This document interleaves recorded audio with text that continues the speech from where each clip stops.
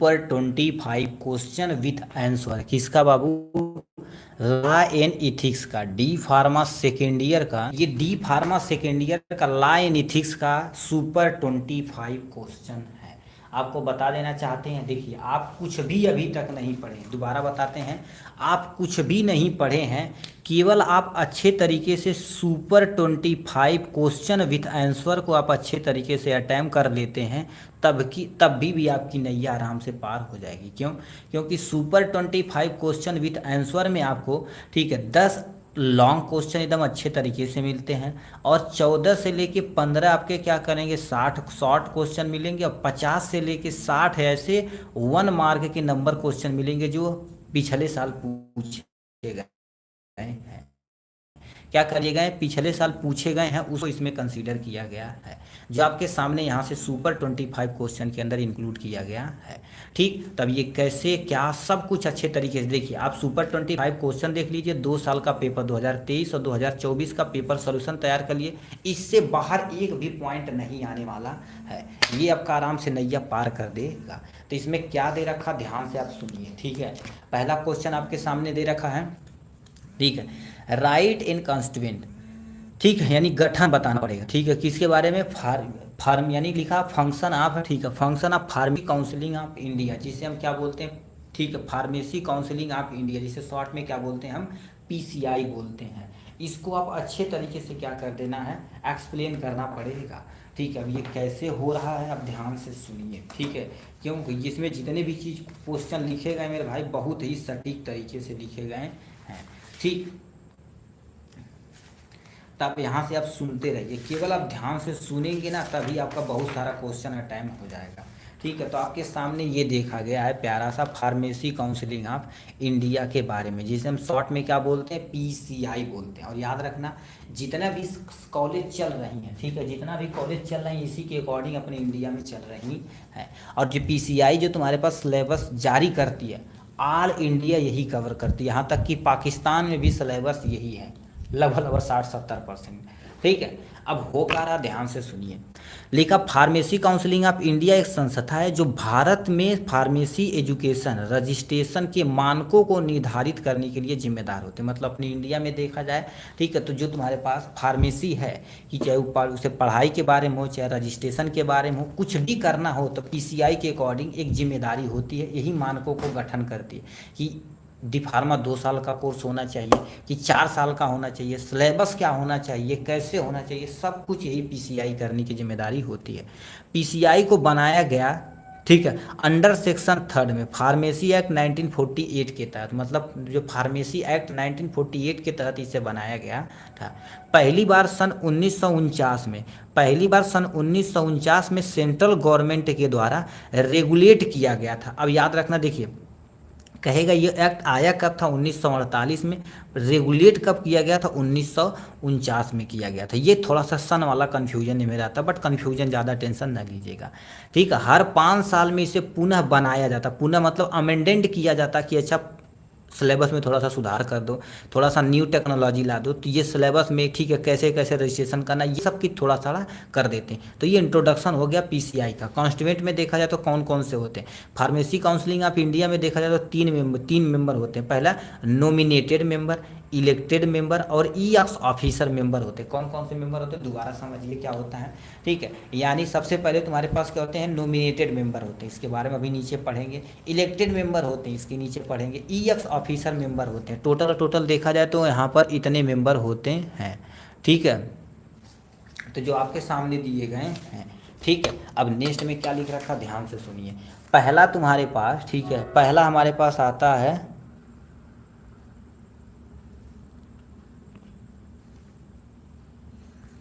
ठीक है। तब यहाँ से हमारे पास पहले क्या आता, ध्यान से आप सुनिए, ठीक है, ध्यान से आप सुनिए क्या लिख दिया गया। सबसे पहले आता नॉमिनेटेड मेंबर। अब ये क्या होता है, कैसे होता है?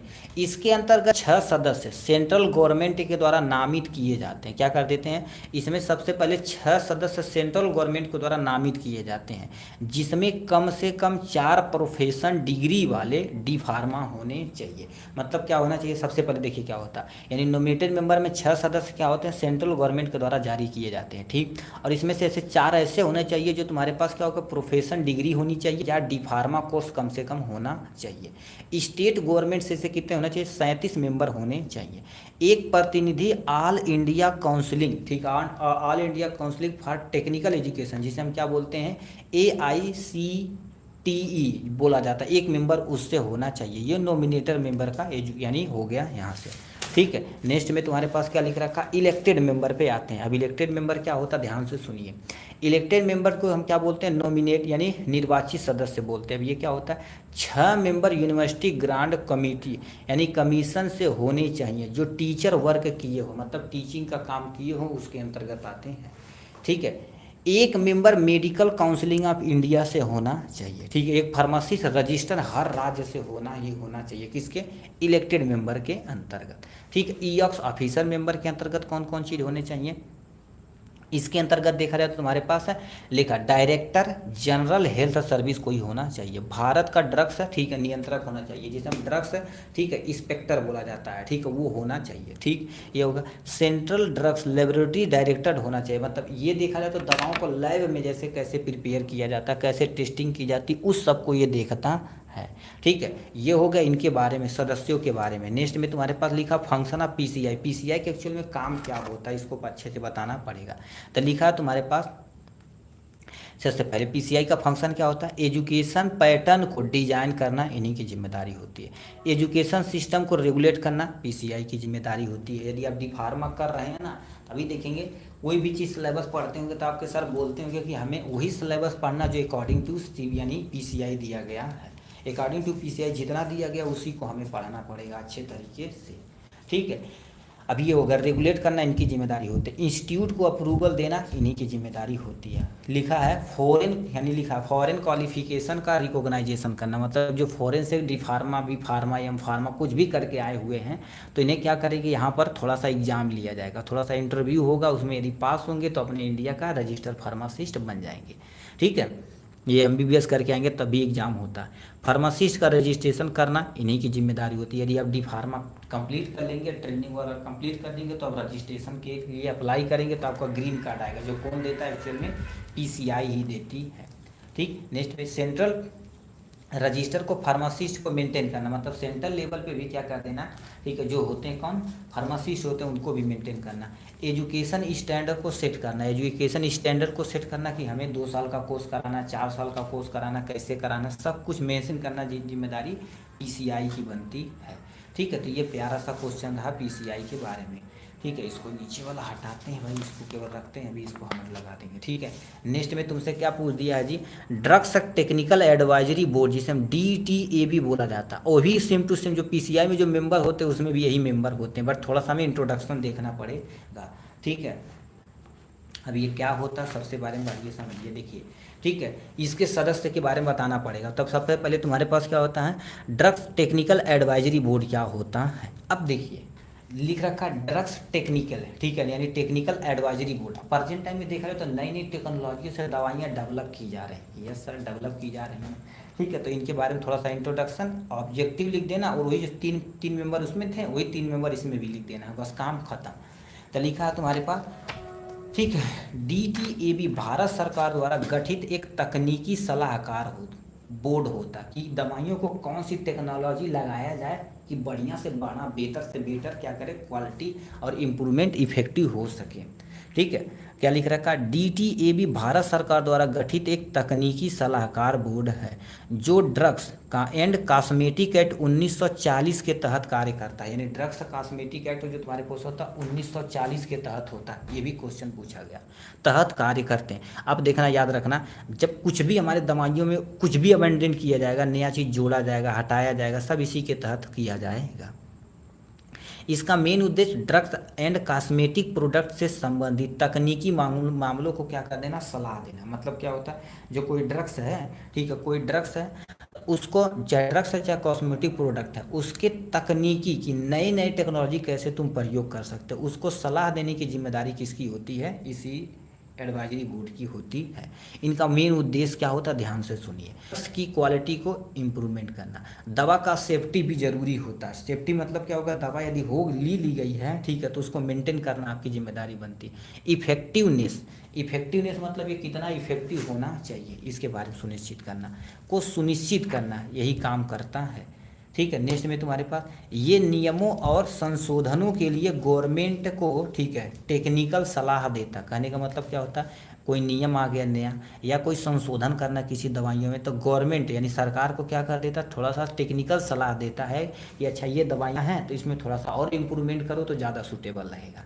ठीक, ये होगा। नेक्स्ट में ड्रग्स एंड कॉस्मेटिक से संबंधित नीति निर्माण में सहयोग करना। कहने का मतलब कोई नीति हमें करना, नई नई निर्माण करना, तो उसमें सहयोग करना इसी के मेंबर के अंतर्गत होते हैं। इसमें कितने मेंबर होते हैं उसको हम आपको बताते हैं। इसमें भी 3 मेंबर होते हैं। पलटते हैं पेज यहाँ से, ठीक है, आपको पेज पलट के यहाँ पर क्या कर देते हैं, उस बोर्ड के बारे में हम बताते हैं जो 3 मेंबर यहाँ पर थे, उसी 3 मेंबर के बारे में आपको यहाँ पर बता देना है। ठीक है, देखिए 3 मेंबर कौन थे, नॉमिनेटेड मेंबर थे यानी इलेक्टेड मेंबर थे, या ऑफिसर मेंबर थे। ठीक है, तो सबसे पहले नॉमिनेटेड मेंबर को आपको वही सेम टू सेम एक्सप्लेन कर देना है।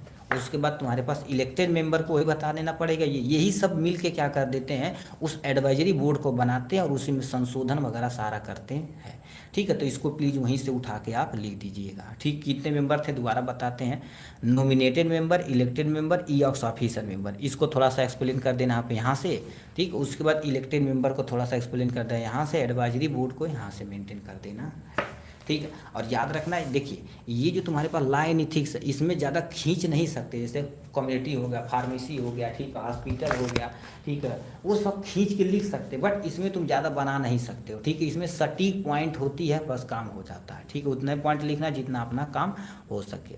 ठीक है, 3rd नंबर क्या क्वेश्चन पूछा है जी, ड्रग्स इंस्पेक्टर क्या होता है, इसकी ड्यूटी और पावर क्या होता है, इसको बारे में अच्छे से एक्सप्लेन करना पड़ेगा। ठीक है, सबसे पहले ड्रग्स इंस्पेक्टर क्या होता है, इसकी ड्यूटी, फंक्शन, कार वगैरह, पावर वगैरह बताना पड़ेगा। तो ये आपके सामने ड्रग्स इंस्पेक्टर दिया गया, जिस शॉर्ट में हम क्या बोलते हैं, DI। अब ये करते क्या, यदि अभी मेडिकल स्टोर खोलेंगे ना तो इसी के तहत हमें अप्रूवल लेना पड़ता है। तो DI क्या होती है, ठीक है, देखिए DI शॉर्ट में क्या बोलते हैं, DI एक ऑफिसर अधिकारी होता है जो अपने एरिया में दवा के टेस्ट, लाइसेंस, प्रोडक्शन आदि का पूरा कंट्रोल करने की जिम्मेदारी हमारे पास ड्रग्स इंस्पेक्टर ही करता है। दवा के एक्सपोर्ट, इंपोर्ट को कंट्रोल करने की जिम्मेदारी यही करता है। दोबारा बता रहे हैं, ड्रग्स के लिए तुम्हारे पास क्या कर देते हैं, एक्सपोर्ट करना, मतलब एक जगह से दूसरे जगह ले जाना या दूसरे जगह से लाना, सबको कंट्रोल करने की जिम्मेदारी यही ड्रग्स इंस्पेक्टर करता है। ठीक है, नेक्स्ट में तुम्हारे पास एक्ट के अनुसार, अब कुछ भी एक्ट हो सकता है, कौन, जब ड्रग्स ले जाएंगे और कॉस्मेटिक एक्ट ले जाएंगे तो 1940 एक्ट के तहत, या कोई PCI के अकॉर्डिंग करेंगे तो 1948 के तहत। तो वही लिखा है, एक्ट के अनुसार सेंट्रल गवर्नमेंट, स्टेट गवर्नमेंट की उचित संख्या में ड्रग्स इंस्पेक्टर जारी किए जाते हैं। मतलब अलग अलग जगहों पे देखा जाए तो एक डिस्ट्रिक्ट पे मोस्टली एक ही होते हैं ड्रग इंस्पेक्टर। ठीक है, वो काम करते हैं अपना। ठीक है, बट एरिया ज़्यादा रहता है तो हम नंबर आप बढ़ा देते हैं। ठीक है, ये हो जाएगा। इनकी क्वालिफिकेशन क्या होनी चाहिए, यानी डी फार्मा लिखा, डिग्री इन फार्मेसी कम से कम ये होना चाहिए। डिग्री इन फार्मेसी यानी डी फार्मा होना चाहिए। फार्मास्यूटिकल केमिस्ट्री या फार्माकोलॉजी के में पास होना चाहिए। इनके पास एसोसिएटेडशिप डिप्लोमा होना चाहिए, या आपके पास एसोसिएटेडशिप डिप्लोमा दूसरे जो कंट्री से करके आते हैं लोग, ठीक होना चाहिए। इंस्टीट्यूशनल केमिस्ट्री में इंडिया में होना चाहिए। ड्रग्स का एनालिसिस तथा फार्मास्यूटिकल का नॉलेज होना चाहिए, मतलब दवा के बारे में आपको थोड़ा बहुत नॉलेज होना ही होना चाहिए। तो ये सब रहेगा तो अपना काम हो जाएगा। ठीक है, इनका कार्य क्या होता है, दवाओं के, ठीक है, यानी ड्यूटी या कार बातें कही होती है। ठीक है, दवाओं के सेल तथा बाय करने के लिए लाइसेंस तथा परमिशन देना इन्हीं की जिम्मेदारी होती है। ड्रग्स की टेस्टिंग करना इन्हीं की जिम्मेदारी होती है, और मैन्युफैक्चर ऑफ ड्रग्स का मैन्युफैक्चर करना इन्हीं की जिम्मेदारी होती है। अब पावर देखा जाए तो इनका पावर क्या होता है, किसी भी मेडिकल स्टोर पर फार्मेसी यूनिट, गोदाम ETC का निरीक्षण कर सकते हैं, चेक कर सकते हैं, चाहे जब जाके लाइसेंस वगैरह भी खराब रहेगा तो रद्द कर सकते हैं। ठीक है, लाइसेंस हो गया, स्टॉक रजिस्टर हो गया, बिल ETC की जांच कर सकते हैं। यदि सही मिलेगा तो अच्छी बात, नहीं मिलेगा तो आपको नोटिस दी जाएगी। ठीक है, जैसे कुछ त्रुटियां रहेंगी कुछ तो आपको नोटिस दी जाएगी कि भाई आप इसे सही करवाइए ऑफिस में आकर, नहीं तो वहीं नहीं आए होंगे तो क्या करेगा, आपको थोड़ा सा पिलांटी वगैरह लगने का चांस रहता है। ठीक है, तो ये होगा ड्रग्स इंस्पेक्टर क्या होते हैं, इंट्रोडक्शन, इनकी क्वालिफिकेशन, कार्य हो जाएगा, और यहाँ से पावर हो जाएगी आपके बारे में।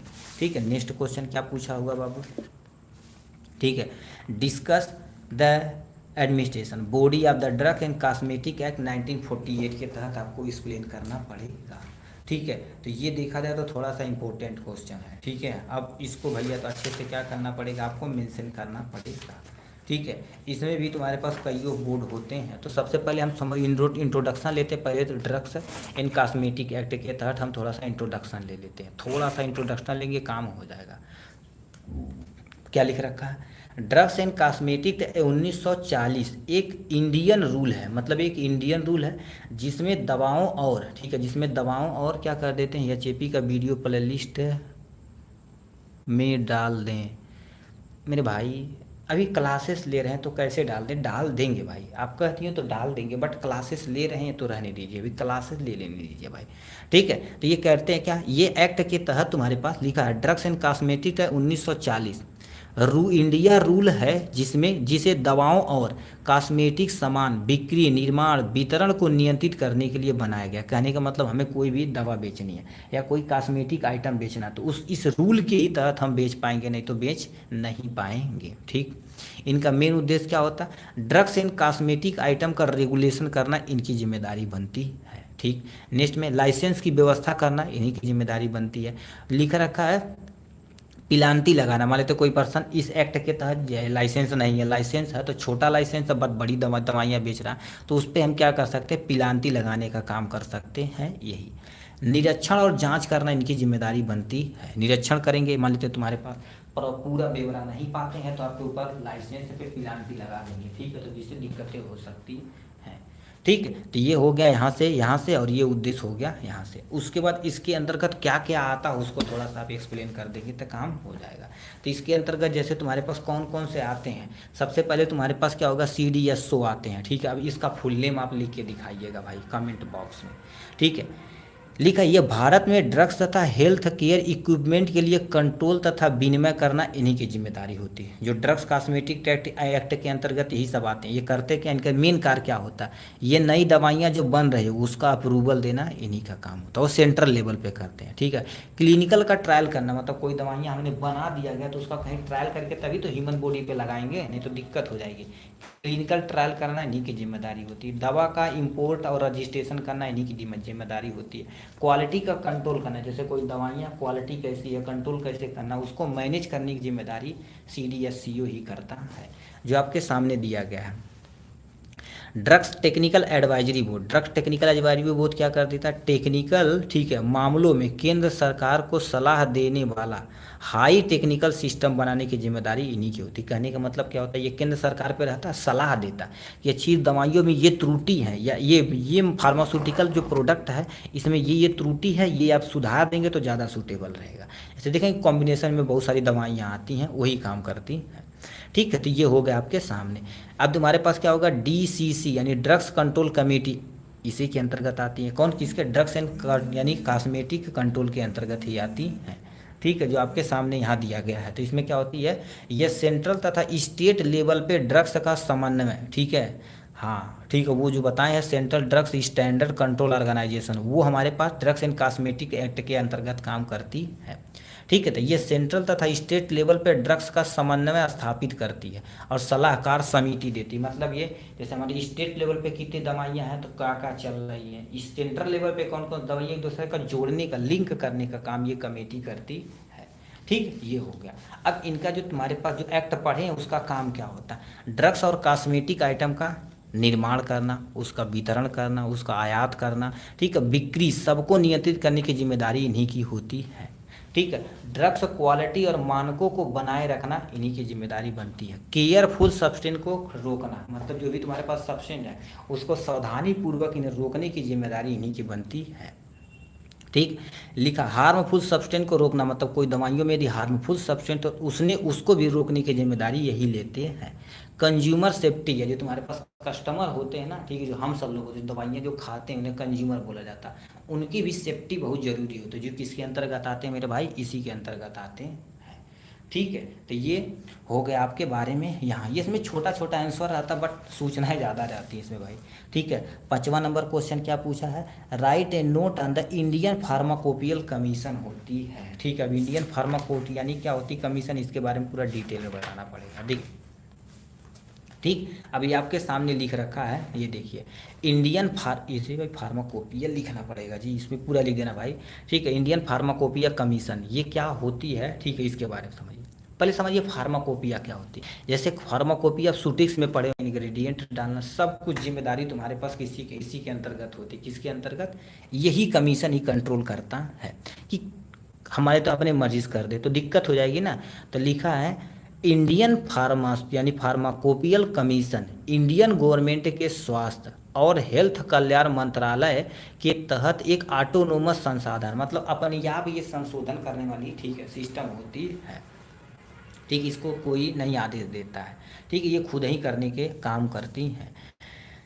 इंडियन फार्माकोपियल कमीशन एक ऑफिशियल डॉक्यूमेंट होता है जो नए मोनोग्राफ के तहत नई दवाइयों का क्या कर देता, निर्माण करता है। मतलब क्या कहता है, ये ऑफिशियल कमीशन होता है ना, एक डॉक्यूमेंट तैयार करता है। मतलब एक जो जैसे अब इसमें होता क्या सिंपल सा, जैसे हमें, ठीक है, मान लेते हैं फॉर एग्जाम्पल में फार्माकोपिया हो गई। ठीक है, ये हमारे पास क्या होगा, ये एक्चुअल में देखा जाए तो हमारे पास क्या हो जाएगी, फार्माकोपिया हो जाएगी। ठीक है, ये हमारे पास क्या हो जाएगी, फार्माकोपिया। अब फार्माकोपिया में कोई नई दवाइयाँ हमें ऐड करना, तो एक मोनोग्राफ बनाना पड़ेगा कि इस दवा का कितना, क्या नाम है, क्वांटिटी क्या डालें, ये सब कुछ कैसे क्या हो रहा है, इसको कंट्रोल करने की जिम्मेदारी किसकी होती, इसी कमीशन की होती। तो क्या बोलते हैं, इंडिया फार्माकोपियल कमीशन करती। तो वही चीज़ लिखा गया है आपके सामने।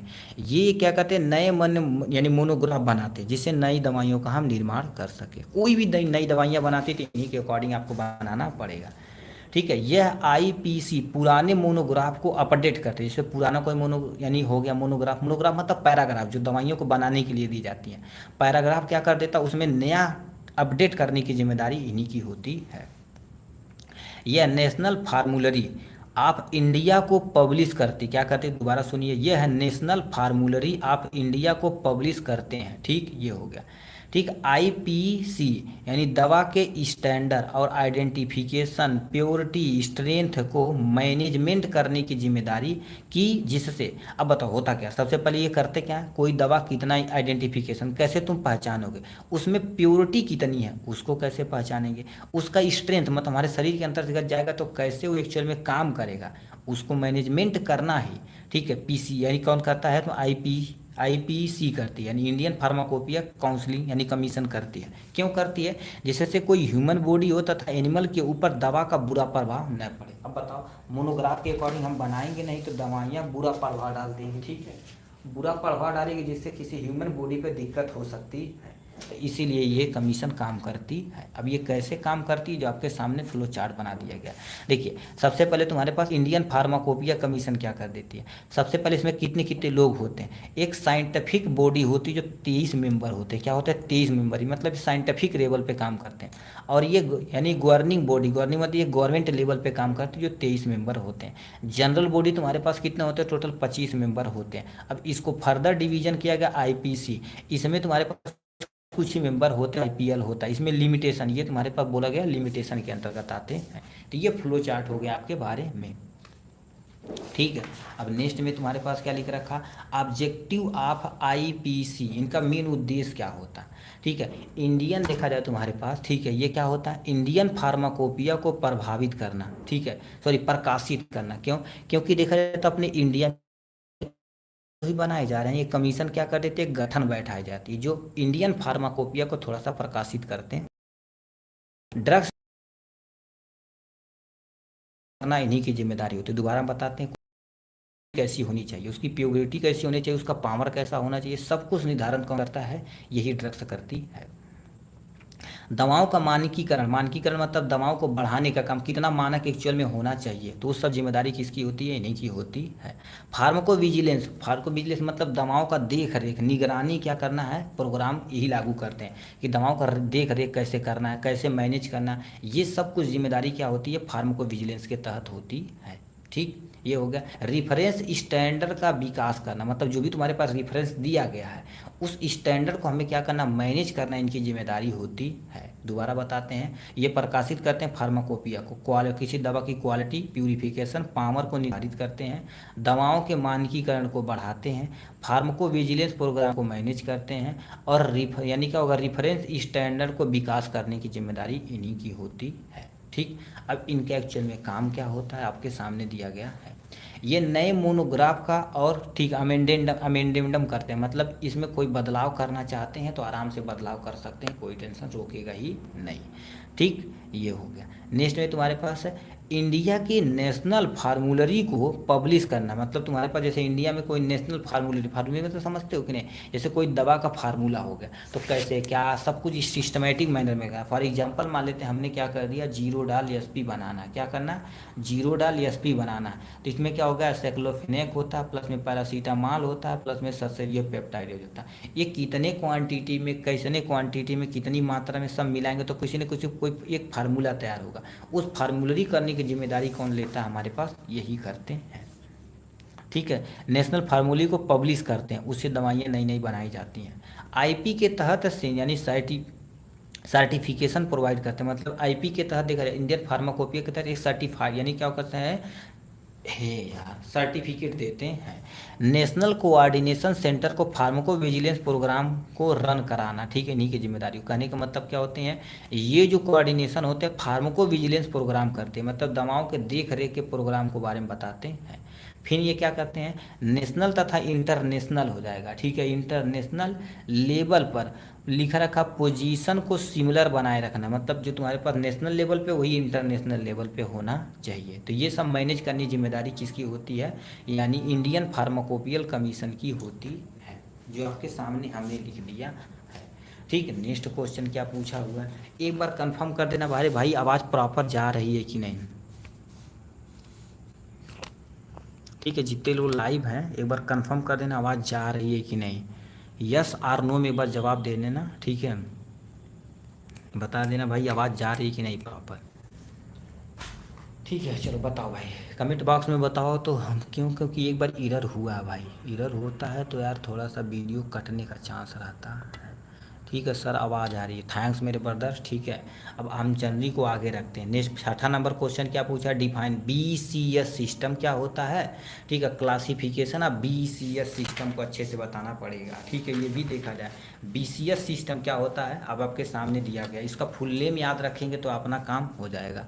ठीक है, क्या दे रखा ध्यान से आप सुनिए, बीसीएस सिस्टम क्या होता है, बी से बायो, ठीक है, बायो फार्मास्यूटिकल क्लासिफिकेशन सिस्टम होता है। ठीक है, कहने का मतलब ये सिस्टम होता क्या है, जैसे कोई तुम दवाइयाँ बना रहे हो तो कितना पानी में घुलेगी, कितना टाइम में घुलेगी, हमारे शरीर के अंदर कितना देर में एब्जॉर्ब होगी, उसी सब को ही मैनेज करना ये सिस्टम करता है। ठीक है, बस काम खत्म। ठीक है, तो ये क्या लिख रखा है, जैसे कोई दवाइयाँ कितने मिनट में घुलेगी, हमारे शरीर कितना परसेंट एब्जॉर्ब होगी, कैसे क्या होगी, सब कुछ को मैनेज करना बीसीए यानी बीसीएस सिस्टम करता है।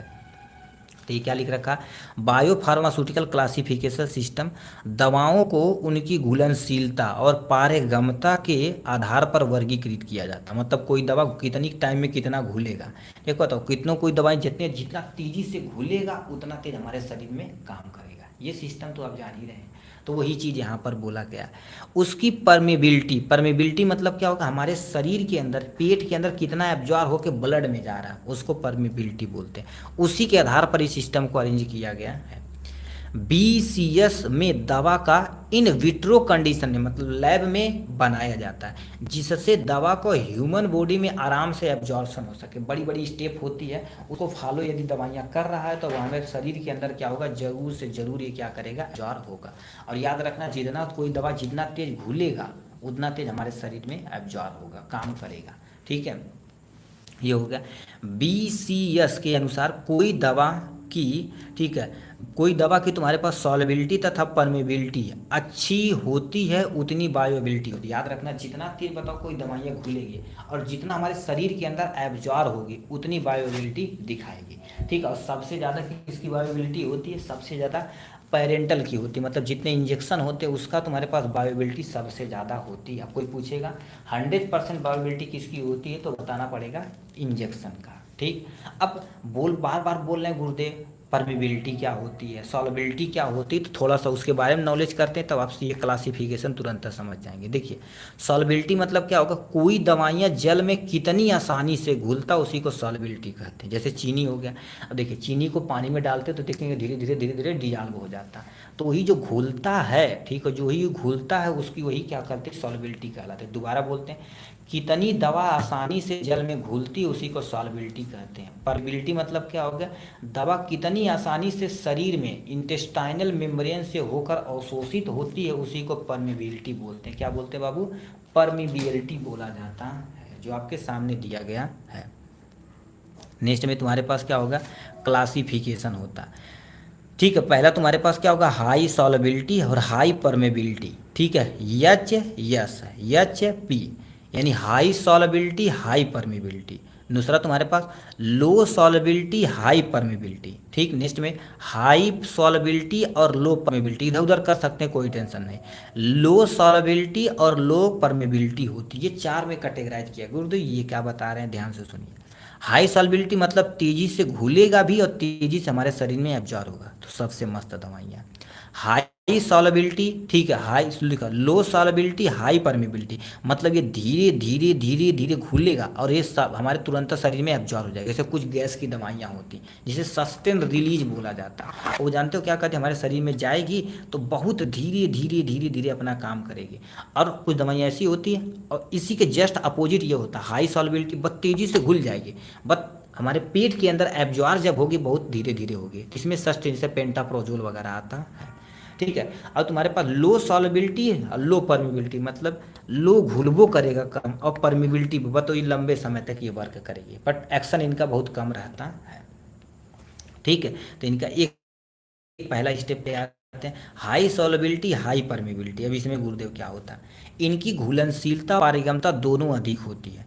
इस क्लास की दवा ओरल रूप में हमारे शरीर में ली जाती है, जैसे पैरासीटामॉल जो तेजी से काम करता है, किसी को बुखार होता तो देखेंगे यही खाता है। ठीक, नेक्स्ट में तुम्हारे पास लिखा लो सॉल्युबिलिटी हाई परमिबिलिटी, इनकी घुलनशीलता कम होती बट परमिबिलिटी अधिक होती है। यह घुलने में टाइम है, मतलब ये घुलने में क्या आता है, टाइम लगता है, जैसे आइबुप्रोफेन हो जाएगा। ठीक, नेक्स्ट में तुम्हारे पास क्या लिख रखा, हाई सॉल्युबिलिटी लो परमेबिलिटी। दोबारा बोलते हैं, हाई सॉल्युबिलिटी लो परमेबिलिटी, इनकी घुलनशीलता अधिक होती है बट परमेबिलिटी क्या होती है बाबू, कम होती। फॉर एग्जांपल रेंटिडिन इसका एग्जांपल हो जाएगा, पेंटाप्रोजोल इसका एग्जांपल हो जाएगा, जो आपके सामने दिया गया है। ठीक, ये हो गया यहाँ से। नेक्स्ट में तुम्हारे पास लिख रखा है लो सॉल्युबिलिटी और तुम्हारे पास लो परमेबिलिटी। ठीक, अब ये क्या होता है, इनकी घुलनशीलता भी कम होती है और इनकी परमेबिलिटी दोनों कम होती है। ठीक, इनका विशेष उपयोग क्या होता है, टेक्निक की ज़रूरत होती है। ठीक है, जैसे तुम्हारे पास क्या होगा ठीक है, हाइड्रोक्लोरोथियाजाइड होती है। ठीक है, जो हार्ट वगैरह के लिए दवाइयाँ प्रयोग की जाती हैं। ठीक है, कोलेस्ट्रॉल बीपी इन सब में प्रयोग की जाती है। ठीक, ये होगा। अब ये काहें डेवलप की जाती है, ठीक, ड्रग्स डेवलपमेंट में सहायता करती है। यही देखा जाता है कि जैसे अभी आपकी मम्मी क्या कर देती है, छोटे रहे होंगे तो चम्मच में देखेंगे ऐसे दवाइयाँ खिलाती हैं, क्यों, क्योंकि अब बताओ जल्दी से घुलेगा तो आपको चीनी डाल के पिला देती थी, तो वो ड्रग्स को डेवलपमेंट में सहायता करने का ये सिस्टम काम करता है। बायोएबिलिटी में सहायक होता है कि जितना ज़्यादा घुलनशील रहेगा, जितना ज़्यादा परमिबिलिटी रहेगी, उतना ज़्यादा बायोएबिलिटी रहेगी। जेनरिक ड्रग्स के लिए रेगुलेशन अप्रूवल आसान हो जाता है, जितनी भी जेनरिक दवाइयाँ होती हैं ना इसी कैटेगरी पे काम करती है, वो लैब में टेस्टेड होगी तो यही टेस्टेड काम की जाती है। देखिए वो देखा जाए तो तेज़ी से घुलते हैं और तेज़ी से काम करके अपना काम ख़त्म कर देते हैं। ठीक है, तो जेनरिक दवाइयाँ होती हैं। तो आपके सामने ये क्वेश्चन रहा हमारे पास BCS सिस्टम डिफेन, यहाँ हो गया क्लासिफिकेशन, यहाँ हो गया। इन क्लासिफिकेशन के बारे में थोड़ा थोड़ा बता दिए और इम्पोर्टेंट भी आपको बता दिए यहाँ से। नेक्स्ट क्वेश्चन क्या तुमसे पूछा है जी, कह दिया हॉस्पिटल फार्मेसी क्या होती है और उसका यानी फंक्शन क्या होता है और ऑब्जेक्टिव क्या होता है, इसको पूरा डिटेल में आपको बताना पड़ेगा। ठीक है, तो हॉस्पिटल फार्मेसी क्या होती है आपके सामने ये दिया गया है। ठीक है, अब ध्यान से सुनिए, हॉस्पिटल फार्मेसी क्या होती है। हॉस्पिटल एक कॉम्प्लेक्स ऑर्गेनाइजेशन होता है। जैसे हॉस्पिटल क्या होता है, यदि लाइन एथिक्स के अकॉर्डिंग देखा जाए तो हॉस्पिटल में बहुत सारे रूल रेगुलेशन होने चाहिए। ठीक है, कितने नंबर ऑफ फार्मासिस्ट होने चाहिए, कितने दवाइयाँ होनी चाहिए, सब कुछ मैनेज करना इन्हीं का काम होता है। ठीक, नेक्स्ट में तुम्हारे पास क्या लिख रखा है बाबू, ये कॉम्प्लेक्स ऑर्गेनाइज है। कॉम्प्लेक्स मतलब इसमें दो चार आदमी नहीं होते, देखेंगे बहुत बड़े प्रोफेसर होते हैं, डॉक्टर होते हैं, नर्सेस होती हैं, बहुत सारे नर्सेस होते हैं, सफाई वाले अलग, नर्स वाले अलग, फार्मासिस्ट वाले अलग, एमबीबीएस वाले अलग, फिजिशियन अलग, सर्जन अलग, तो ऐसे बहुत सारे होते हैं।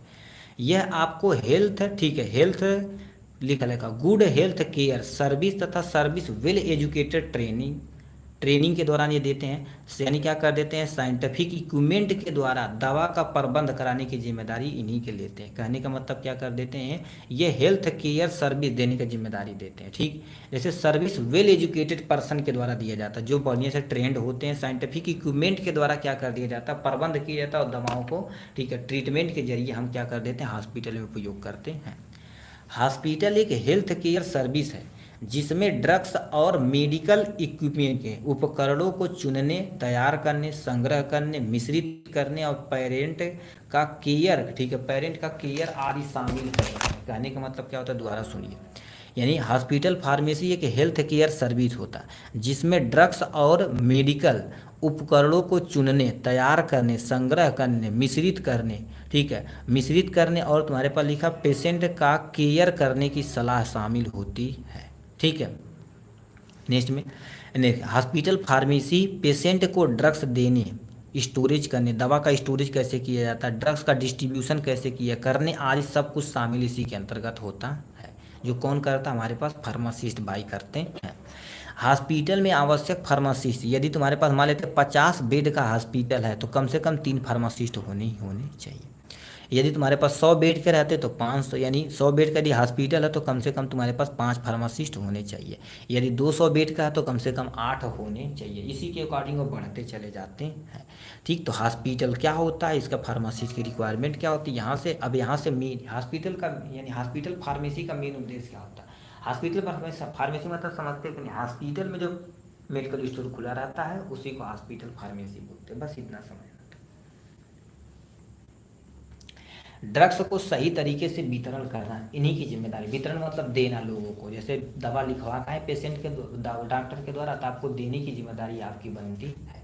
ठीक है, ये हो गया। नेक्स्ट में, ड्रग्स मैनेज तथा मॉनिटर, ठीक है, ड्रग्स को मैनेज करना तथा मॉनिटरिंग और प्रबंध करने की जिम्मेदारी इन्हीं की होती है, कि मॉनिटर कैसे करना, ड्रग्स को मैनेज करना, ये सब जिम्मेदारी इन्हीं की होती है। ड्रग्स का सही भंडारण तथा स्टॉक रखना इन्हीं की जिम्मेदारी बनती है, कि मतलब ड्रग्स का भंडारण कैसे किया जाए, स्टोरेज कैसे किया जाए, सब कुछ जिम्मेदारी येती होती है। ठीक है, ड्रग्स रिलेटेड ईयर तथा साइड इफेक्ट को कम करना, मतलब ड्रग्स से रिलेटेड जितना भी ईयर हो रहा है, ठीक है, उस सब को लेवल मेंटेन करना इन्हीं की जिम्मेदारी होती है। ठीक, तो ये आपके सामने हो गया हॉस्पिटल और इसके तुम्हारे पास उद्देश्य के बारे में। नेक्स्ट तुम्हारे पास क्या लिख रखा, न्यू ड्रग्स एप्लीकेशन क्या होता है। न्यू ड्रग्स एप्लीकेशन क्या होती है, जो नई नई दवाइयाँ बनाई जाती है, ठीक है, उसी को हमें क्या करना पड़ेगा, एक्सप्लेन करना पड़ेगा, क्या प्रोसीजर होता है इसको भी एक्सप्लेन करना पड़ेगा। ठीक है, ये सबसे लास्ट, ठीक है, चैप्टर से पूछा गया है। ठीक है, अब इसको भाई थोड़ा सा देखिए, 1 मिनट पानी पी कर आते हैं बता।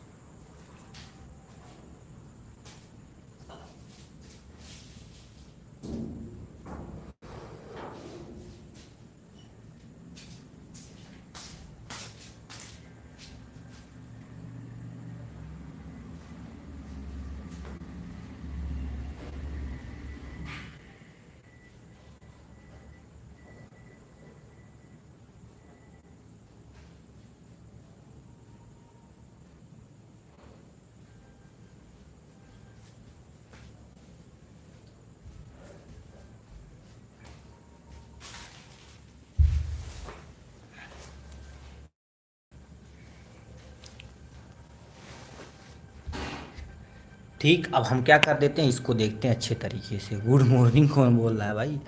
ठीक है, लिख रखा ड्रग्स, न्यू ड्रग्स एप्लीकेशन, जैसे नई दवाइयाँ कोई बनानी है ना, तो उसको हम कैसे आवेदन करें, उसी को क्या बोला जाता है, न्यू ड्रग्स एप्लीकेशन बोलते हैं। कुछ आवेदन करेंगे कि सर हमें ये दवाइयाँ बनानी है, ऐसे ऐसे बनानी है, ये चीज़ रहेगा, तो उसका अप्रूवल मिलेगा तभी बना पाएंगे, अपने मर्जी से नहीं बताते हैं। ठीक है, बनाते हैं। इसमें क्या होता है, नई दवा, ठीक है, न्यू ड्रग्स एप्लीकेशन एक फॉर्मल आवेदन होता है जो किसी नई दवा को मार्केट में सेल की अनुमति प्राप्त करने के लिए दी गई मंजूरी होती है। जब मंजूरी मिलेगा तभी आप दवाइयों को बेच सकते हैं, नहीं तो बेच नहीं सकते हैं।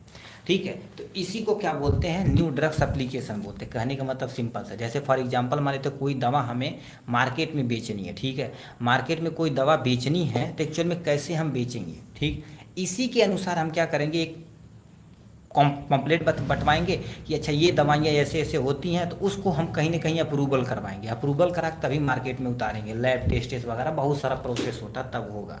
ठीक है, यह प्रक्रिया इंटरनेशनल लेवल पर लागू होती है। ठीक है, इंटरनेशनल लेवल मतलब क्या होगा, जैसे अपने इंडियन फार्माकोपिया के अनुसार देखा जाए तो इंडिया में केवल बेचना है तो आप इंडिया से अप्रूवल ले सकते हैं, कोई टेंशन नहीं है। बट कहीं विदेश उदेश में बेचना है तो आप वहाँ से ठीक अप्रूवल लेना पड़ेगा इंटरनेशनल लेवल पर। ठीक है, नेक्स्ट में तुम्हारे पास क्या लिख रखा है जी, ठीक है, न्यू ड्रग्स के एप्लीकेशन के लिए कुछ दस्तावेज। सबसे पहले क्लिनिकल टेस्ट के लिए प्रक्रिया, मतलब कोई दवाइयाँ बना दिए तो क्लिनिकल टेस्ट करवाएंगे तभी कुछ होने वाला है, नहीं तो होने वाला नहीं है। तो ये करने की जिम्मेदारी यही करवाते हैं। ठीक है, ये हो गया आपके सामने। ठीक है, क्लिनिकल टेस्ट के लिए प्रक्रिया ये हो गया पहला स्टेप ड्रग्स का। ठीक है, इनग्रेडिएंट मतलब दवा में क्या क्या तुम मिलाए हो, जैसे फॉर एग्जांपल मान लेते हैं हम तुम मिलाए हैं, ठीक है, कॉम्बिफ्लान बना रहे हैं तो हमें कॉम्बिफ्लान मतलब आइबुप्रोफेन हो गया प्लस में पैरासीटामोल नहीं चाहिए, तो उसमें कौन कौन इंग्रेडिएंट डाले हो, तो ठीक है, और प्रिजर्वेटिव के तौर पे क्या यूज पे, सब कुछ आपको डिटेल में बताना पड़ेगा। फिर एनिमल स्टडी पर रिजल्ट, मतलब इस पे जब एनिमल पे एक्सपेरिमेंट किया तो उसका रिजल्ट क्या निकला वो भी बताना पड़ेगा। फार्माकोकाइनेटिक मतलब ह्यूमन बॉडी के अंदर जाके ये कैसे वर्क कर रही है, कितना तेज काम कर रही है, उसको भी बताना पड़ेगा आपको अच्छे तरीके से। ड्रग्स का मैन्युफैक्चर कैसे किए हो, किस किस प्रोसेस से किए हो, पैकेजिंग बढ़िया से किए हो कि नहीं, तो ये सब यदि अच्छे से रहेगा तो न्यू ड्रग्स एप्लीकेशन आगे फॉलो किया जाए, नहीं करें तो निरस्त कर दिया जाएगा। ठीक है, अब इनका मेन उद्देश्य क्या होता है, यानी तुम्हारे पास लिख रखा है दवा सेफ और इफेक्टिव होना चाहिए, जो भी दवा होना चाहिए सेफ और इफेक्टिव होना चाहिए, पहला स्टेप। दूसरा स्टेप क्या होते हैं, ड्रग्स की क्वालिटी कंट्रोल होना चाहिए तगड़ा। ड्रग्स की क्वालिटी कंट्रोल मतलब जो भी दवाइयाँ आप बना रहे हैं उसकी क्वालिटी कंट्रोल होनी चाहिए, नहीं तो बताइए मान लेते क्वालिटी कंट्रोल ना होती तो कहीं टॉक्सिक बना दे तो दिक्कत हो सकती है। ठीक है, यह सुनिश्चित करें कि फार्मूलेशन और लेबलिंग उचित हुआ है कि नहीं। ठीक है, फार्मूलेशन मतलब उसमें जो मिलाया गया सही है कि नहीं, उस पर लेबलिंग सही की गई नहीं कि मैन्युफैक्चर डेट क्या है, कौन कौन सा केमिकल इंग्रेडिएंट मिलाया गया, कलर कैसा है, कब ये एक्सपायर होगा, वो सब चीज़ लेबल होना चाहिए उस पर अच्छे तरीके से। ठीक, ड्रग्स का, ठीक है, doses form, route of administration तगड़ा होना चाहिए, जो आपके सामने मस्त होना चाहिए तभी काम होगा। तो ये आपके सामने दिया गया है यहाँ से। अब इसका अप्रूवल प्रोसीजर कैसे होता है, कुछ स्टेप बाय स्टेप होगा। सबसे पहले प्री क्लिनिक यानी क्लिनिकल क्या होगी, स्टडी होगी। ठीक है, कहने का मतलब कोई दवाइयाँ बना दी गई हैं तो पहले क्लिनिक पे जाने से पहले उसकी स्टडी की जाएगी। न्यू ड्रग्स का इन्वेस्टिगेशन होना चाहिए। इन्वेस्टिगेशन मतलब स्टेप बाय स्टेप कैसे क्या करना, सब कुछ उसमें मैनेज होना चाहिए। ह्यूमन ट्रायल आपके पास होना चाहिए कि मतलब ह्यूमन पे आप ट्राई किए हैं कि नहीं, जैसे किसी एनिमल पे आप ट्राई करेंगे तभी तो मार्केट में उतारेंगे। यस सर, ठीक, अब तो भाई नई नई टेक्नोलॉजी का प्रयोग किया जाता है।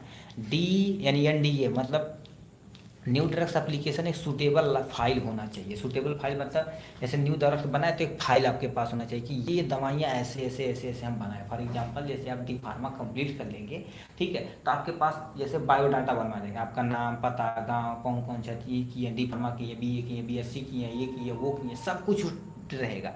तो वही चीज़ क्या होगा, इसके बनवाने के लिए आपको एक फाइल बनवानी पड़ेगी। ठीक, रिव्यू ऑफ CDS, तुम्हारे पास क्या होता है CDCO से आप क्या रहेंगे। ठीक है, इससे आपको अप्रूवल लेना पड़ेगा, रिन्यूअल कराना पड़ेगा, क्योंकि सेंट्रल लेवल पे बैठा हुआ सब यही मैनेज कर रहा है। इसको दिखाना पड़ेगा, यदि ये देखेगा सही है तो अप्रूवल देगा, अब खराब रहेगा तो वो रिजेक्ट करके भगा देगा। ठीक है, कहेगा ये त्रुटियाँ उसको दोबारा सुधारो, फिर उसकी मॉनिटरिंग करा जाएगा। फिर डन ऑफ ड्रग्स, अब ड्रग्स पूरी तरह से डन हो चुकी है और मार्केट में आपकी क्या हो गई, एक न्यू ड्रग्स, ठीक है, न्यू ड्रग्स बन के तैयार हो चुकी है।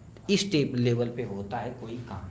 ठीक है, तो ये होगा आपके सामने। नेक्स्ट में तुम्हारे पास क्या लिख रखा बाबू, शेड्यूल सी क्या होता है, C1 क्या होता है, एन क्या होता है, इसको अच्छे से एक्सप्लेन करना पड़ेगा। तो सबसे पहले तुम्हें क्या करना पड़ेगा, शेड्यूल सी क्या होता है इसको एक्सप्लेन करते हैं। शेड्यूल सी क्या होता है और शेड्यूल C1 क्या होता है, इसको अच्छे से एक्सप्लेन करते हैं आपके सामने। और याद रखना ये इंपॉर्टेंट क्वेश्चन में से शेड्यूलिंग से क्वेश्चन पूछा जाता है। ठीक है, नींद आ रही है, कोई टेंशन नहीं भाई, हमारा सर दर्द कर रहा है, हम क्या करें। अब तुम सोचो हम 8 बजे से लेक्चर ले रहे हैं, 8 बजे से 3 ढाई 3 घंटा उसका फर्स्ट ईयर का लिए, अब सेकेंड ईयर का हो रहा है, कोई टेंशन नहीं भाई। ठीक है, स्ट्रगल करिए भाई। ठीक है, अब सुनिए, C और C1 इसके अंतर्गत बायोलॉजिकल, ठीक है, और तुम्हारे पास क्या होगा, स्पेशल प्रोडक्ट आते हैं। जैसे इस शेड्यूल में, इस शेड्यूल की दवा का मैन्युफैक्चर, सेल, डिस्ट्रीब्यूशन, इसके लिए फार्म नंबर कितना चाहिए, 28 चाहिए। भी MCQ में पूछा गया है, शेड्यूल C तथा C1 के लिए कौन सा फार्म चाहिए। तो क्या चाहिए बाबू, आपके सामने टोटल और टोटल यहाँ से चाहिए, क्या चाहिए यहाँ पर 28 नंबर। अब इसका तुम्हारे पास 2 होता है, यानी फार्म नंबर 21 का तुम्हारे पास। अब देखिए, लाइसेंस रिटेल यदि शॉप खोलते हैं तो फार्म नंबर 21 चाहिए, होलसेल खोलते हैं तो यानी फार्म नंबर 21 का बी चाहिए। यानी रिटेल क्या होता है तुम्हारे पास, जो छोटे मोटे बेचते हैं, जैसे आप खोलेंगे, ठीक, छोटे मोटे खोलेंगे तो आप काम कर लेंगे। ठीक है, बड़े लेवल पे जब खोलेंगे कि मतलब कंपनियों से आएगा पैरासीटामॉल 1-2 पत्ता नहीं आएगा, 5-10 गत्ता आएगा। ठीक है, तो वो बहुत बड़ी लेवल पे हो जाएगा। ठीक है, तो उसे होलसेल बोला जाता है। तो ये फार्म नंबर तुम्हारे पास कितना हो जाएगा, 20B हो जाएगा, 21B हो जाएगा। अब इसके अंतर्गत कौन कौन सी दवाइयाँ आती, क्या क्या आती हैं उसको बताते हैं। शेड्यूल C के अंतर्गत ड्रग्स तुम्हारे पास कौन आते हैं, सीरा आ गया, यानी सीरम होते हैं, टॉक्सिन आते हैं, एंटीजन आते हैं, एंटी टॉक्सिन आते हैं, इसके अंतर्गत ये दवाइयाँ आती हैं। शेड्यूल C के अंतर्गत तुम्हारे पास दूसरा और अन्य दवाइयाँ क्या आ जाती हैं, इंसुलिन आता, सीरम प्रोटीन आता, वैक्सीन आता, हार्मोन आता, एंटीबॉडी वगैरह आती है।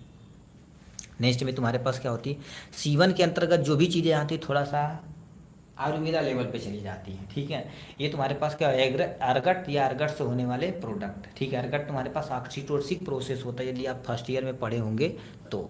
ठीक है, एड्रेनिल होता है, इसका इसकी द्वारा बनाया जाता है, एड्रेलिन के द्वारा इसका बनाया जाता है, या उसके एड्रीन या एड्रीन का कोई प्रोडक्ट होता है वो प्रयोग किया जाता है। विटामिन, चाहे वो फैट सालबुल हो चाहे वाटर सालबुल हो, कुछ भी बनाया जा सकता है। यानी तुम्हारे पास फिश एवर ऑयल, मतलब तुम्हारे वैसे omega 3 fatty acid, fish oil, ये सब चीज़ होते हैं। वैक्सीन या वैक्सीन से बनी कोई दवा, यानी एक्टिव भी हो सकती है, इनएक्टिव फॉर्म में हो सकती है। तो ये शेड्यूल C तथा C1 के अंतर्गत होने वाली दवाइयाँ हैं। और गुरुदेव में क्या पूछा था, शेड्यूल N क्या होता है, इसको अच्छे से एक्सप्लेन करना पड़ेगा। ठीक है, शेड्यूल N में कौन सी दवाइयाँ आती, इसको भी एक्सप्लेन करना पड़ेगा। तो आपके सामने शेड्यूल N दिया गया है। अब शेड्यूल N क्या होता है, ध्यान से सुनिए।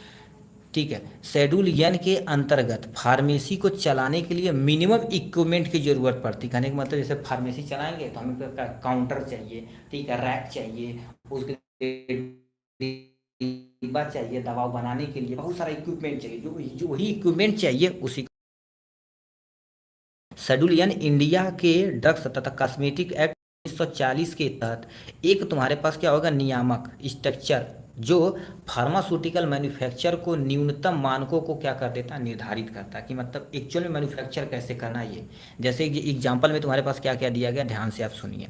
ठीक है, लिखा है, यह दवाओं को उत्पादन कैसे करना है, भंडारण कैसे करना, परीक्षण करने कैसे, SOP को कैसे फॉलो करना है, यानी स्टैंडर्ड ऑफ ऑपरेटिंग प्रोसीजर होती है। ठीक है, इसको कैसे दवाइयाँ स्टेप बाय स्टेप बनाई जाती है, उसको फॉलो कैसे करना, ये बताता है।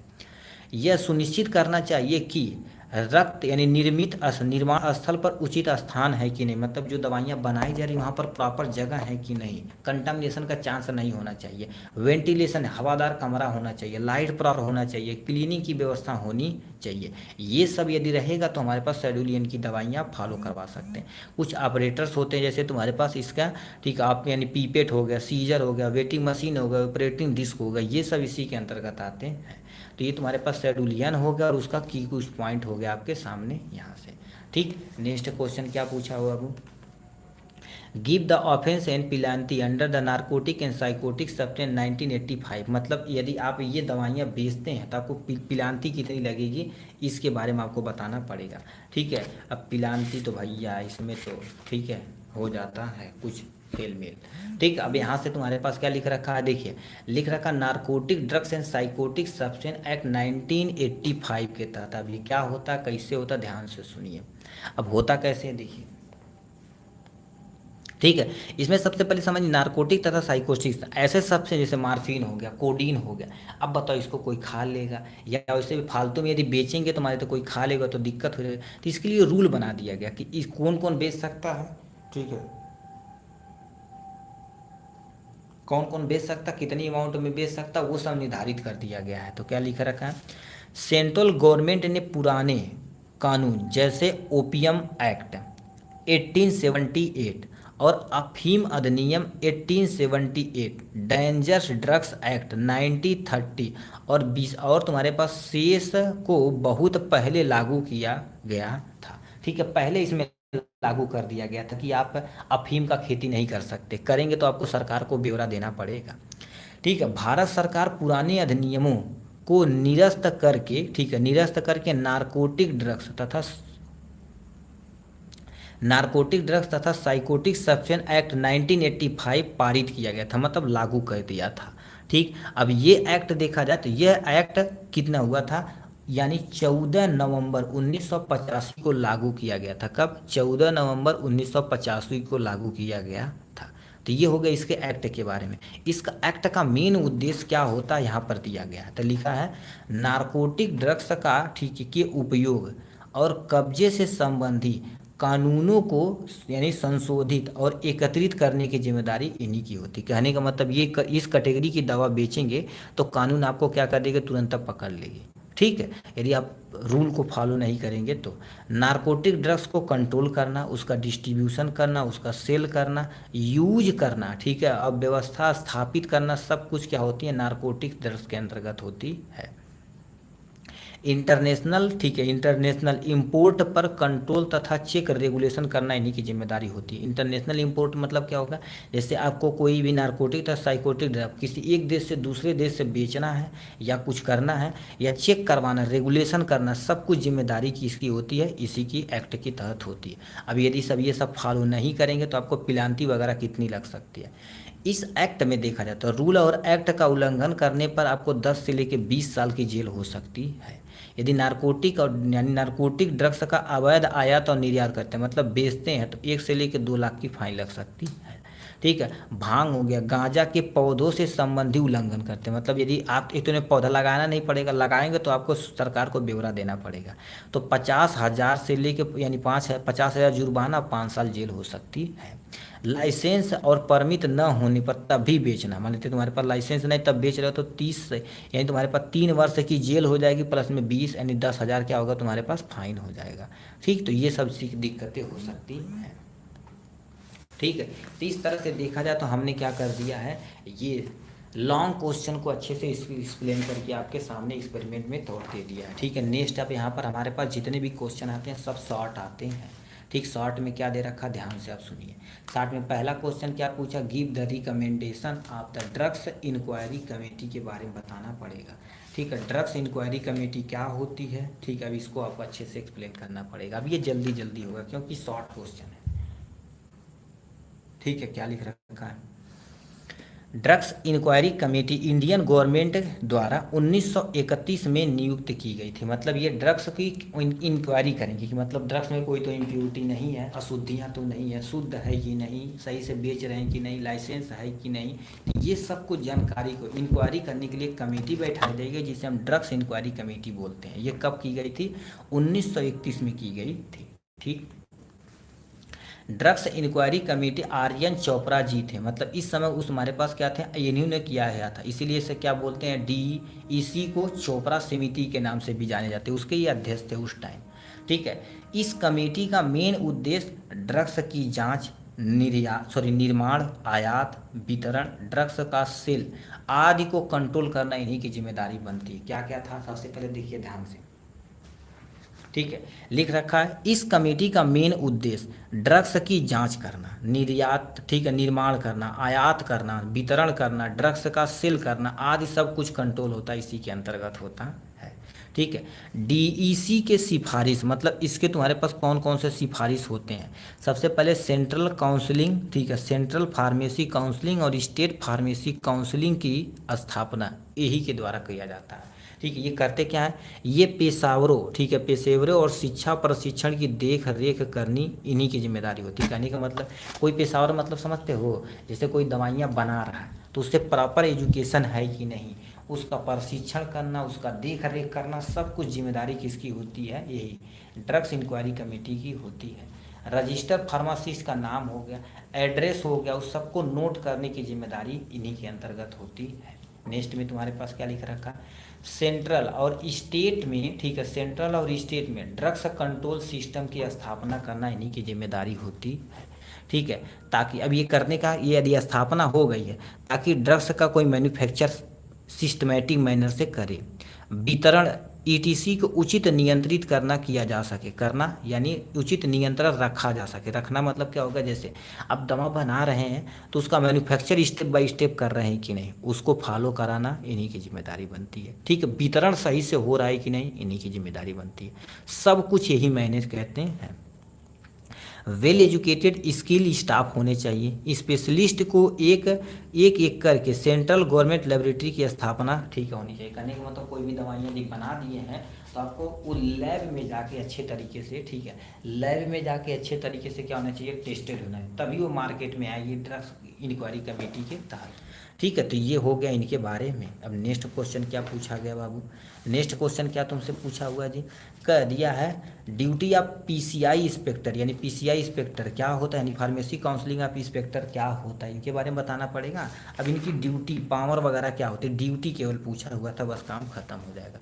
तो आपके सामने लिख रखा पीसीआई इंस्पेक्टर क्या होता है, तो लिख रखा तुम्हारे पास पीसीआई निरीक्षक भारत में फार्मेसी एजुकेशन इंस्टीट्यूशन की क्वालिटी सुनिश्चित करने के लिए नियुक्त किए जाते हैं। कहने का मतलब क्या होते हैं, ये इंस्पेक्टर होते हैं। देखिए, ड्रग्स इंस्पेक्टर अलग होती है, पीसीआई इंस्पेक्टर करते क्या है, जैसे किसी कॉलेज में जाएंगे तो प्रॉपर व्यवस्था है कि नहीं, कैसे मैनर में सब काम कर रहे हैं कि नहीं, कितने स्टूडेंट हैं, क्या सब कहीं तो फीस तो ज़्यादा नहीं ले रहे हैं, तो ये सबको मैनेज करना इन्हीं की जिम्मेदारी बनती है। तो क्या लिखा, पीसीआई निरीक्षक भारत में फार्मेसी एजुकेशन इंस्टीट्यूशन की क्वालिटी, यानी मतलब जो पढ़ाई की क्वालिटी है, सुनिश्चित करने के लिए नियुक्त किए जाते हैं। यह निरीक्षक फार्मेसी एक्ट 1948 के तहत कार्य करते हैं। कहने का मतलब ये निरीक्षक जो होते हैं, ठीक है, ये क्या कर देते हैं, फार्मेसी एक्ट 1948 के तहत कार्य करते हैं। ठीक है, 1948 के तहत कार्य करते हैं। इनकी ड्यूटी क्या होती है, इंस्टीट्यूट को प्रॉपर निरीक्षण करना, मतलब जितनी बड़ी बड़ी इंस्टीट्यूट बने उसको निरीक्षण करना कि एजुकेशन सही से हो रहा है कि नहीं, कॉलेज व्यवस्था सही से है कि नहीं, ये सब करना। कॉलेज की सुविधा की जांच करना कि पढ़ाई हो रही कि नहीं, कि केवल अप्रूवल दे दिया गया है, टीचर वह नहीं है और लड़के क्या कर रहे हैं, नाम लिखा घूम रहे हैं, तो ऐसा नहीं होना चाहिए। पढ़ाई कैसी हो रही है, लैब कैसा है, लेबोरेटरी कैसी है, कंप्यूटर की व्यवस्था है कि नहीं, प्रॉपर मशीन की व्यवस्था है कि नहीं सीखने के लिए, ये सारी व्यवस्था इसमें होनी चाहिए। जो कौन चेक करता है, यही चेक करते हैं। रिपोर्ट तैयार करना और जांच के बाद सही रिपोर्ट तैयार करना इन्हीं की जिम्मेदारी बनती है। यदि देखिए, अब तो भाई वो अलग बात है, अंदर से कोई पैसा दे देगा तो काम हो जाएगा, इंडिया में सब वही चलता है। ठीक है, फार्मेसी, ठीक है, फार्मेसी रजिस्ट्रेशन में सहायता, मतलब आप देखिए, यदि फार्मेसी का रजिस्ट्रेशन करना चाहते हैं, ठीक है, कोई दिक्कत हो रही तो इनसे आप शिकायत कर सकते हैं। सही तथा नकल विहीन एग्जाम कराना, मतलब सही तरीके से, इस तरह से देखा जाए तो प्रेजेंट टाइम में क्या हो रहा है, सब गवर्नमेंट स्कूल में भेजा जा रहा है कि जो तुम्हारे पास नकल हो 0% हो, ठीक है, ना के बराबर। तो ये तुम्हारे पास कौन थे, पीसीआई क्या होती, इंस्पेक्टर, और ड्यूटी वगैरह सब हमने देख लिया। Right A note on the education, ठीक है, एजुकेशन रेगुलेशन, एजुकेशन रेगुलेशन मतलब पीसीआई के बारे में आपको अच्छे से एक्सप्लेन करना पड़ेगा। क्योंकि देखा जाए तो हमारे यहाँ कौन कंट्रोल करता है, इन सब की कंट्रोल करने की जिम्मेदारी यहीं पर होती है। कितना नंबर क्वेश्चन है, 3 नंबर क्वेश्चन, ठीक है, 3 नंबर क्वेश्चन दिया गया है। ठीक है। तो यहाँ पर क्या करना है सबसे पहले, क्योंकि लहा एजुकेशन रेगुलेशन, एजुकेशन को अपने इंडिया में कौन रेगुलेट करता है, पीसीआई करती है। तो पीसीआई क्या होती है, इसका थोड़ा काम लिख देंगे, काम खत्म हो जाएगा। तो पीसीआई क्या होती है आपके सामने दिया गया। पीसीआई जिसे हम फार्मेसी काउंसिलिंग ऑफ इंडिया कहते हैं, ये एक संस्था है जो भारत में फार्मेसी एजुकेशन, वही क्वेश्चन पूछा, फार्मेसी एजुकेशन रजिस्ट्रेशन के मानकों को निर्धारित कौन करता है, यही करती है। ठीक है। पीसीआई को बनाया गया है, ठीक है, अंडर सेक्शन 3 और फार्मेसी एक्ट 1948 के तहत बनाया गया। पहली बार सन 1949 में सेंट्रल गवर्नमेंट के द्वारा रेगुलेट किया गया था। कब, सेंट्रल गवर्नमेंट के द्वारा रेगुलेट किया गया था। हर 5 साल बाद इसे क्या कर दिया जाता है, पुनः अमेंडेंट किया जाता, सुधारा जाता है। अब इनका काम क्या होता है आपके सामने दिखा गया है। इनका काम क्या होता है, एजुकेशन यानी पैटर्न को डिजाइन करना इन्हीं की जिम्मेदारी होती है। एजुकेशन सिस्टम को रेगुलेट करना इन्हीं की जिम्मेदारी होती है। इंस्टीट्यूट को अप्रूवल देना इन्हीं की जिम्मेदारी होती है।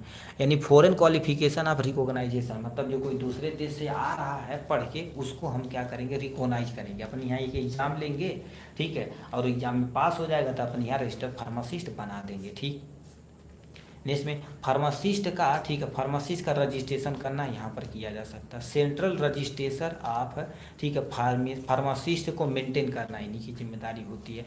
एजुकेशन स्टैंडर्ड को सेट करना इन्हीं की जिम्मेदारी होती है कि कितना कैसे काम होगा। ठीक है, तो इन्हीं की जिम्मेदारी होती है। नेक्स्ट में तुम्हारे पास क्या लिखा, स्टेट फार्मेसी काउंसिलिंग क्या होती है, चौथा नंबर क्वेश्चन।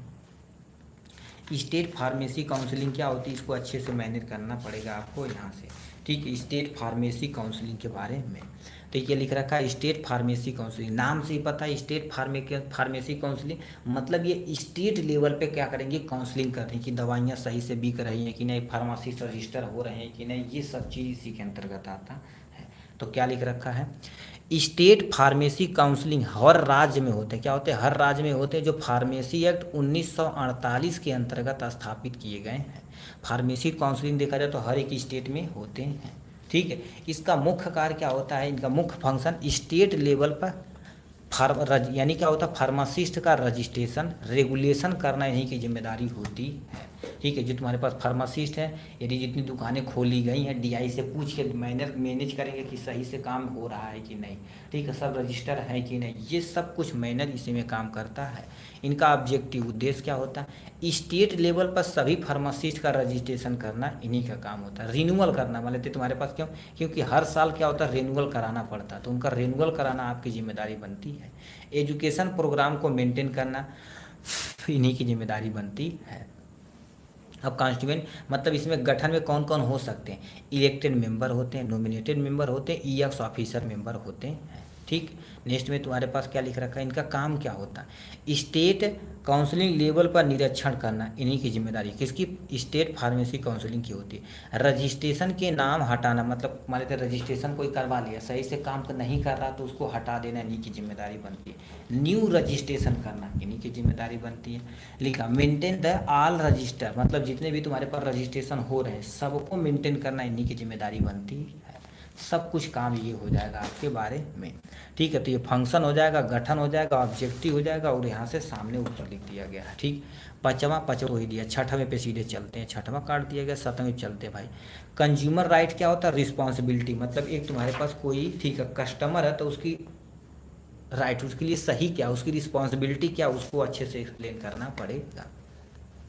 ठीक है, तो यहाँ सामने दिए लिखा गया, एक कंज्यूमर को उनकी क्या है, एक कंज्यूमर को किन अधिकारों की सुरक्षा मिलती है और बदले में उसको क्या रिस्पॉन्सिबिलिटी होती है, उसके लिए इंडिया में कंज्यूमर प्रोटेक्शन एक्ट 1900, ठीक है, 2019 में लागू किया गया था। मतलब क्या होता है, देखिए अभी ऐड आता ना, देखो जागो ग्राहक जागो, कि मतलब कहते हैं कोई भी दवा आप एक्सपायरी डेट से पहले ले सकते हैं।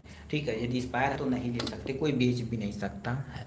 उसके साथ साथ कोई दवाइयाँ मान लेते यानी आरपीएम से कोई एमआरपी से ज़्यादा कोई बेचता है तो भी आप उस पर पेनाल्टी लगवा सकते हैं। तो वो सब एक्ट, आपका अधिकार क्या है, सुरक्षा क्या है, आपकी रिस्पॉन्सिबिलिटी क्या है, उसके लिए इंडिया में एक एक्ट लगा दिएगा, जैसे कंज्यूमर प्रोटेक्शन एक्ट 2019 में लागू किया गया था। इनका अब कंज्यूमर राइट क्या होता है, राइट टू सेफ्टी, मतलब जो भी प्रोडक्ट, दवाइयाँ, कुछ भी ले रहा हूँ वो सेफ होना चाहिए, पहली रिस्पॉन्सिबिलिटी आपकी होनी चाहिए। ठीक है, लिख रखा प्रोडक्ट या यानी ड्रग्स की सूचना का अधिकार, मतलब कौन सी दवाइयाँ हैं, कितनी क्वांटिटी में है, कितना पैसा लगेगा, कहाँ से बना, सब कुछ देखेंगे, उस पर लिखा रहता है। कोई भी पन्नी तुम उठा कर देख सकते हो। फॉर एग्जांपल हम आते हैं, आपको दिखाते हैं, हमारे पास है। ठीक है, दवा का सही चयन आपकी जिम्मेदारी बनती है। दवा का सही चयन भी आप क्या कर सकते हैं, इजीली कर सकते हैं। ठीक है, फॉर एग्जांपल देखिए हमारे पास ये क्या चीज़ है, एक्चुअल में देखा जाए सोडियम हाइड्रोक्साइड पीलेट है। सोडियम हाइड्रोक्साइड का क्या हो गया, ये पीलेट है। तब होता क्या, अब ये देखा जाए तो किस कंपनी के द्वारा बनाया गया है। ठीक है, यहाँ पर देखिए सारा ब्यौरा लिखा हुआ है। ठीक है, इसका लिखा नहीं है क्या भाई इस पर, हाँ देखो सिनोकेम की कंपनी से लिखा गया है। अब इसमें क्या क्या चीज़ कितना अमाउंट में है, यानी एस्टेन 97%, आर्सिन 0.004% है, क्लोरीन देखा जाए 0.1% है, हैवी मेटल 0.1% है। ठीक है, तो इसमें क्या क्या चीज़ होता है, कितने ग्राम में है, सब कुछ यहाँ पर लिखा होता है। और वेट लिखा गया, इसका MRP एक लिखा होना चाहिए। ठीक है, कहाँ दिया गया, ठीक है पर्चा दिया गया था, उस पर बना दिया गया था। ठीक है, ये सब चीज़ देखो अच्छे से लिखा होता है कि किस कंपनी से, देखो सिनोकिन फाइन केमिकल कंपनी से होता है। तो ये सब देख सकते हैं, यदि मान लेते ख़राब निकले तो आपका अधिकार है, इसे रिजेक्ट कर सकते हैं। ड्रग्स का सही चयन आप कर सकते हैं। दवा का संपूर्ण जानकारी का अधिकार है, कोई भी दवा या कोई भी प्रोडक्ट हो, उसका संपूर्ण जानकारी आपका अधिकार है, तभी आप खरीदेंगे। अब उसमें कोई पे वो कहता है, जैसे अभी देख खरीदने जाते हैं ना, तो पूरा दिन दिखवाते हैं कि भाई सही है कि नहीं, गलत है कि नहीं, या वो सब यदि नहीं फॉलो करेगा, ठीक, उसको हम रिजेक्ट, उसकी दुकान पे एप्लीकेशन डलवा सकते हैं और उसे रिजेक्ट हो जाएगा। ठीक है, दिक्कत हो सकती है उसके लिए। ठीक है, तो इसके लिए दिक्कत हो सकती है। अब की रिस्पॉन्सिबिलिटी क्या होती है, सही जानकारी लेना, कोई भी प्रोडक्ट का सही जानकारी लेना, बिल लेना, मतलब याद रखना बिल लिखना और संभाल कर उसे रखना। क्यों, क्योंकि देखा जाए तो बिल पे लिखा रहता है ना कि 1 साल 2 साल 4 साल गारंटी है, तो उसके तहत आप क्या कर सकते हो, उसे रिप्लेसमेंट अथवा वारंटी रहेगा तो उसके अंतर बनवा सकते हैं। मूल्य तथा गुणवत्ता की तुलना करना, बोलना कि भैया यहाँ उनके यहाँ मूल्य इतना है, तुम इतना बेच रहे हो, तो उन सबको तुलना तुम कर सकते, कोई दुकानदार नहीं आपको मना कर सकता। मैन्युफैक्चर एक्सपायरी डेट की जांच करना सबसे पहला काम होता है। तो ये तुम्हारे पास क्या होते हैं, कंज्यूमर राइट और रिस्पॉन्सिबिलिटी आपके सामने दिया गया है। नेक्स्ट में तुम्हारे पास क्या लिख रखा है जी, ठीक है 8वां नंबर क्वेश्चन दिया है।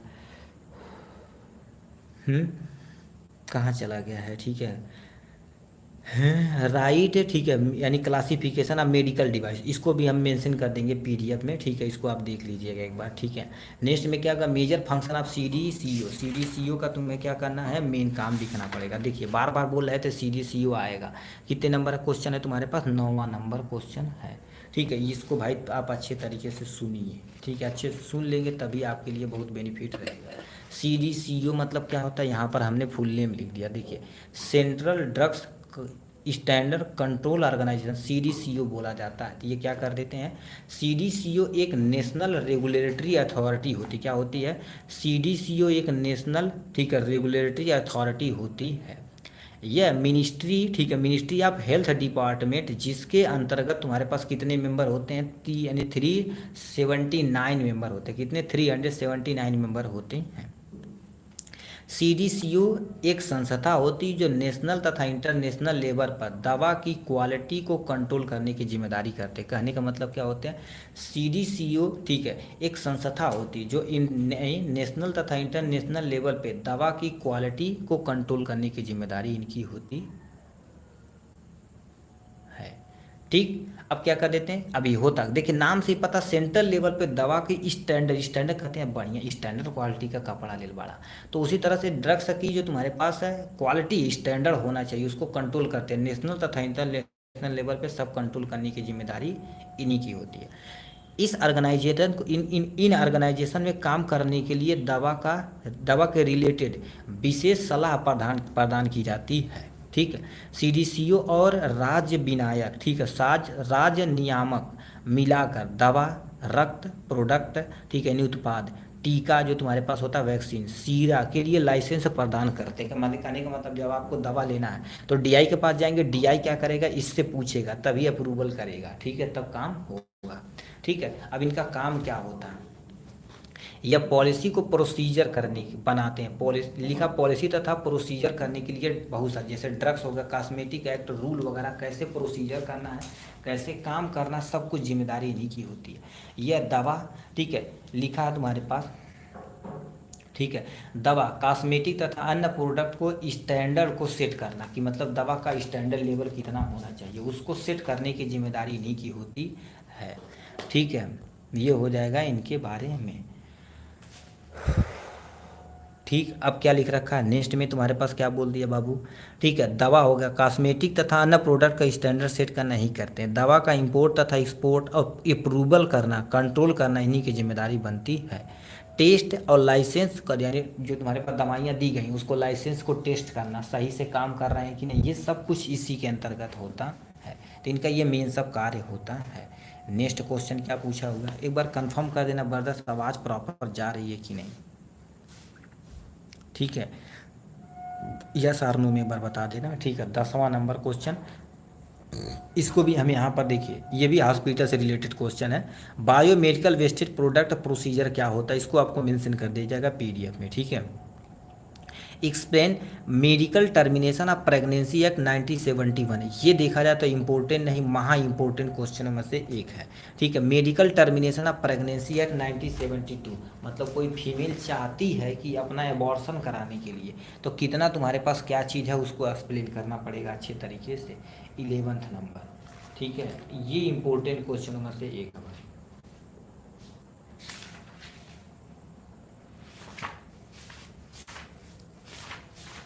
ठीक है, इसको ध्यान से आप सुनिएगा, ये क्वेश्चन लॉन्ग में पूछा गया था, 2024 में पूछा गया था।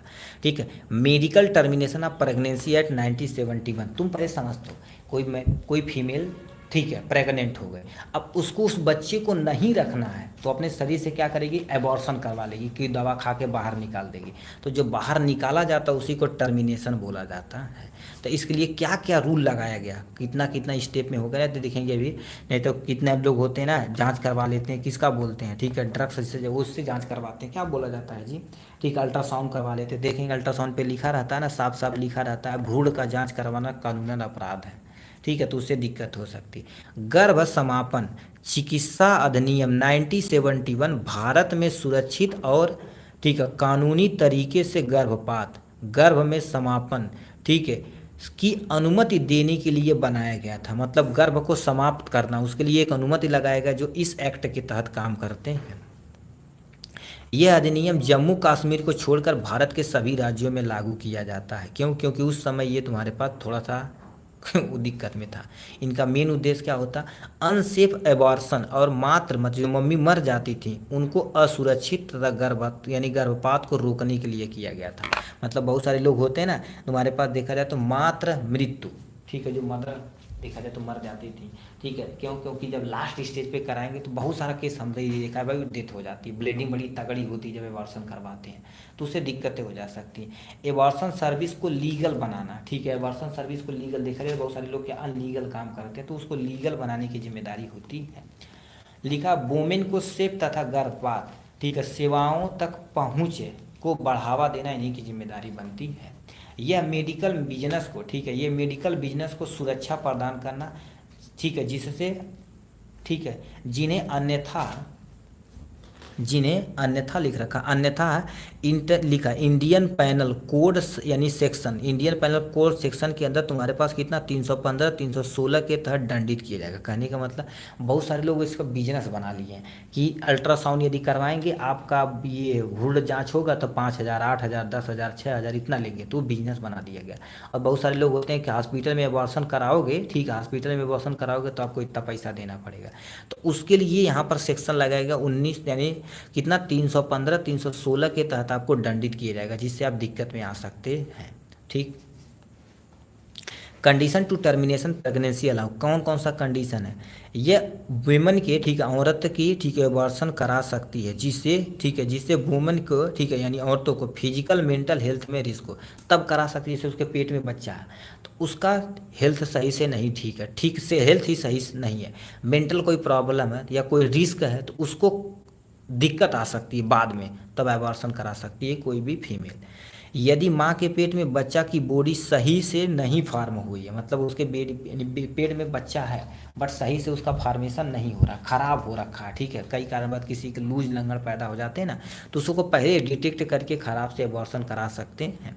वोमेन प्रेग्नेंट रेप के कारण, जैसे कोई तुम्हारे पास फीमेल है, उसको नहीं पता था कि एक्चुअल में हम प्रेग्नेंट हो गए, ठीक है, तो किसी अनवांटेड तुम्हारे पास ऐसे पर्सन को जो रेप हो कारण से, तब भी आप एबॉर्शन करा सकते, कोई नहीं बोलेगा, ठीक है। अब इसके लिए तुम्हारे पास सीमा क्या होनी चाहिए, मतलब एक लिमिटेशन होती है, उसी के अंदर आपको करना रहेगा। यदि महिला टर्मिनेशन चाहती है तो प्रेगनेंसी अंडर तुम्हारे पास 20 सप्ताह से पहले होना चाहिए, या कंट्रासेप्टिक फेल हो गया हो, टर्मिनेशन लीगल होना चाहिए, मतलब वो औरत ऑलरेडी कंट्रासेप्टिक खा ली, जैसे बहुत सारे ने पिलाते हैं अनवांटेड किट वगैरह आते हैं, वो यदि फीमेल खा ली है और फेल हो गया, ब्लडिंग तगड़ा हो रही बट बेबी नहीं निकल रहा, तो उस समय एबॉर्शन करा सकते हैं, ठीक है। यदि लड़की अंडर 18 ईयर है, मतलब 18 साल से कम है, तो गार्जियन वोबर्सन क्या कर सकते हैं, गार्जियन वोबर्सन चाहते हैं तो लिखित अप्रूवल होना चाहिए, फिर पूरा कागज बनेगा तब टर्मिनेशन करवा सकते हैं। कहाँ पर हम करा सकते हैं, धारा के तहत, धारा 4 के तहत कहाँ करा सकते हैं, एक ऐसा हॉस्पिटल जो गवर्नमेंट द्वारा चलाया जाता है, या गवर्नमेंट हॉस्पिटल में करा सकते हैं, या प्राइवेट हॉस्पिटल में कराएंगे बट गवर्नमेंट के द्वारा अप्रूवल होना चाहिए, ठीक है। अन्य जगह जहाँ प्रेगनेंसी टर्मिनल होता है लेकिन वो इंडियन गवर्नमेंट के द्वारा अप्रूवल होना चाहिए। अब यदि मान लेते कोई बात नहीं मानता तो क्या ले, ये केवल विवाहित महिलाओं पर लागू होता है, ठीक है। रेप विक्टिम के लिए 24 वीक, मतलब 20 से लेकर 24 माना जाता है। पेशेंट को अनुमति होनी चाहिए, पेशेंट की जितनी भी हिस्ट्री होनी चाहिए सब कुछ गोपनीय होना चाहिए, ठीक है। अब ये सब नहीं मानेंगे तो इसके लिए फाइन 1000 है, 1 साल जेल हो सकती है, लाखों लाखों में लोग फाइन लगवा देते भाई, ठीक है। तो ये हो सकता है आपके बारे में।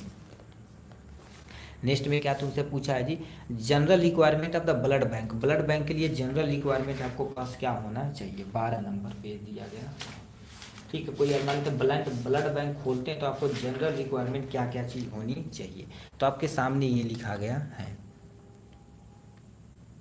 ठीक है। ये लिखा गया ब्लड बैंक के बारे में। अब ब्लड बैंक क्या होता है, एक ऐसी जगह होती है जहाँ ब्लड को, जैसे रुपया होता है ना, ठीक है, जैसे बैंक होता है जहाँ पर पैसा जमा किया जाता है, उसी तरह से ब्लड बैंक होता है जहाँ पर हम ब्लड को बैंक करते हैं, जब रिक्वायरमेंट होती है तो वहाँ से हम ले लेते हैं, कोई भी व्यक्ति ले सकता है। तो लिखा ब्लड बैंक एक ऐसी जगह है जहाँ खून को एकत्र किया जाता है, क्या कहते थे, खून को एकत्र किया जाता है, उसका परीक्षण किया जाता है, संग्रह किया जाता है, ज़रूरतमंद मरीजों को उपलब्ध कराया जाता है, उसी को ब्लड बैंक कहते हैं, ठीक। अब इसका काम क्या होता है, सबसे पहले ब्लड का कलेक्शन करना, रक्त का परीक्षण करना कि कोई बीमारी वगैरह तो नहीं है, ये सब मैनेज करना, ठीक है। ब्लड ग्रुपिंग, ब्लड ग्रुप में चेक करना, ए है, बी है, ए बी है, वो है, क्या है, वो सब मैनेज करना इनकी जिम्मेदारी होती है। ब्लड कंपोनेंट को अलग करना, जैसे मान लेते कोई व्यक्ति आए उसको केवल प्लाज्मा चाहिए तो हम क्या करते हैं कि ब्लड कंपोनेंट को अलग कर देंगे, उसको केवल सीरम चाहिए या आरबीसी का या कुछ चाहिए या प्लाज्मा चाहिए, प्लेटलेट चाहिए, तो इसी मेथड के द्वारा हम क्या कर देते हैं, अलग करके रखते हैं, उसे दे देते हैं। स्टोरेज कंडीशन, यानी प्रॉपर स्टोरेज कंडीशन होना चाहिए, यानी ब्लड बैंक खोलते तो क्या क्या रिक्वायरमेंट है, कम से कम 100 मीटर स्क्वायर का एरिया जगह होना चाहिए, medical stock proper well develop होना चाहिए। लिखा तुम्हारे पास ब्लड कलेक्शन इक्विपमेंट होना चाहिए, जो ब्लड का कलेक्शन होना चाहिए वो इक्विपमेंट होना चाहिए, हेलो भाई, ठीक है। लाइसेंस आपके पास प्रॉपर होना चाहिए। अदर रिक्वायरमेंट ऑब्जेक्ट, जितने भी तुम्हारे पास रिक्वायर ऑब्जेक्ट होते हैं तो वहाँ पर आपके पास रिक्वायरमेंट होना चाहिए, तब ब्लड बैंक आप ओपन कर सकते हैं। तो ये हो गया ब्लड बैंक के बारे में। नेक्स्ट क्या क्वेश्चन पूछा बाबू, यानी क्या देखा, राइट नोट ऑन, ठीक है, राइट नोट ऑन तुम्हारे पास है, ठीक है, national list of essential medicine के बारे में आपको बताना पड़ेगा, ठीक है। तब ये क्या, ठीक है, ऐसे इसेंशियल मेडिसिन मतलब क्या होती है, आवश्यक दवाएं, ठीक है। सरकार के द्वारा एक ब्यौरा बना दिया जाता है कि गरीब तबकों के लोग के लिए ये दवाइयाँ हॉस्पिटल में होनी ही होनी चाहिए, तो उसे इसेंशियल ड्रग्स बोलते हैं। तो क्या लिख रखा है, national list of essential medicine, एक आवश्यक दवाओं की सूची है जो WHO के द्वारा जारी की जाती है, किसके द्वारा, WHO के द्वारा जारी की जाती है, ठीक है। ये क्या कर देती है, इसेंशियल ड्रग्स वे होते हैं जो अधिक पॉपुलेशन वाले एरिया में हेल्थ के लिए बहुत ज़रूरी होते हैं। कहने का मतलब जैसे मान लेते हैं आपके एरिया में छोटा सा हॉस्पिटल है, तो वो हॉस्पिटल उस एरिया में जितनी भी बीमारियां हो रही हैं और उसको ट्रीट करने के लिए वहाँ पर होनी चाहिए, कंपलसरी मतलब एकदम आवश्यक होनी चाहिए, उसी को एसेंशियल ड्रग्स बोलते हैं। एसेंशियल ड्रग्स लिस्ट में देखा जाए तो तुम्हारे पास कितना प्रेजेंट टाइम में देखा जाए तो 384 ड्रग्स शामिल है। उसमें से 34 न्यू ड्रग्स ऐडेड किए गए हैं, 34 नया ड्रग्स ऐड किया गया, 26 को डिलीट किया गया। कितने, 26 को डिलीट किया गया, 34 को नया ड्रग्स ऐड किया गया है। ये इसेंशियल ड्रग्स, इनका मेन उद्देश्य क्या होता है, सबसे पहले प्राइमरी डिजीज को सुरक्षित तथा इफेक्टिव ट्रीटमेंट देना इनकी पहली रिस्पॉन्सिबिलिटी बनती है।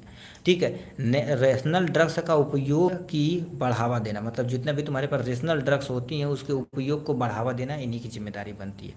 किसी किसी कंट्री के अवेलेबल हेल्थ सिस्टम को बढ़ावा देना, मतलब देखिए कि कोई देश है, क्योंकि जितने भी पॉपुलेशन है, जितने गरीब तबके के लोग हैं उनका डेवलपमेंट करेंगे तभी हमारा देश उन्नत की तरफ भागेगा। ठीक है। तो उस कंट्री में अवेलेबल जितने भी उपलब्ध हैं हेल्थ सिस्टम को बढ़ावा देना इसेंशियल ड्रग्स से ही होगा। ठीक है। क्या होगा, मार्केट में दवा का उपलब्धता मेंटेन कराना नेशनल इसेंशियल ड्रग्स की व्यवस्था होती है। ठीक है। तो ये आपके सामने इसेंशियल ड्रग्स क्या होता है, इसका उद्देश्य क्या होता है, हमने यहाँ से बता दिया है।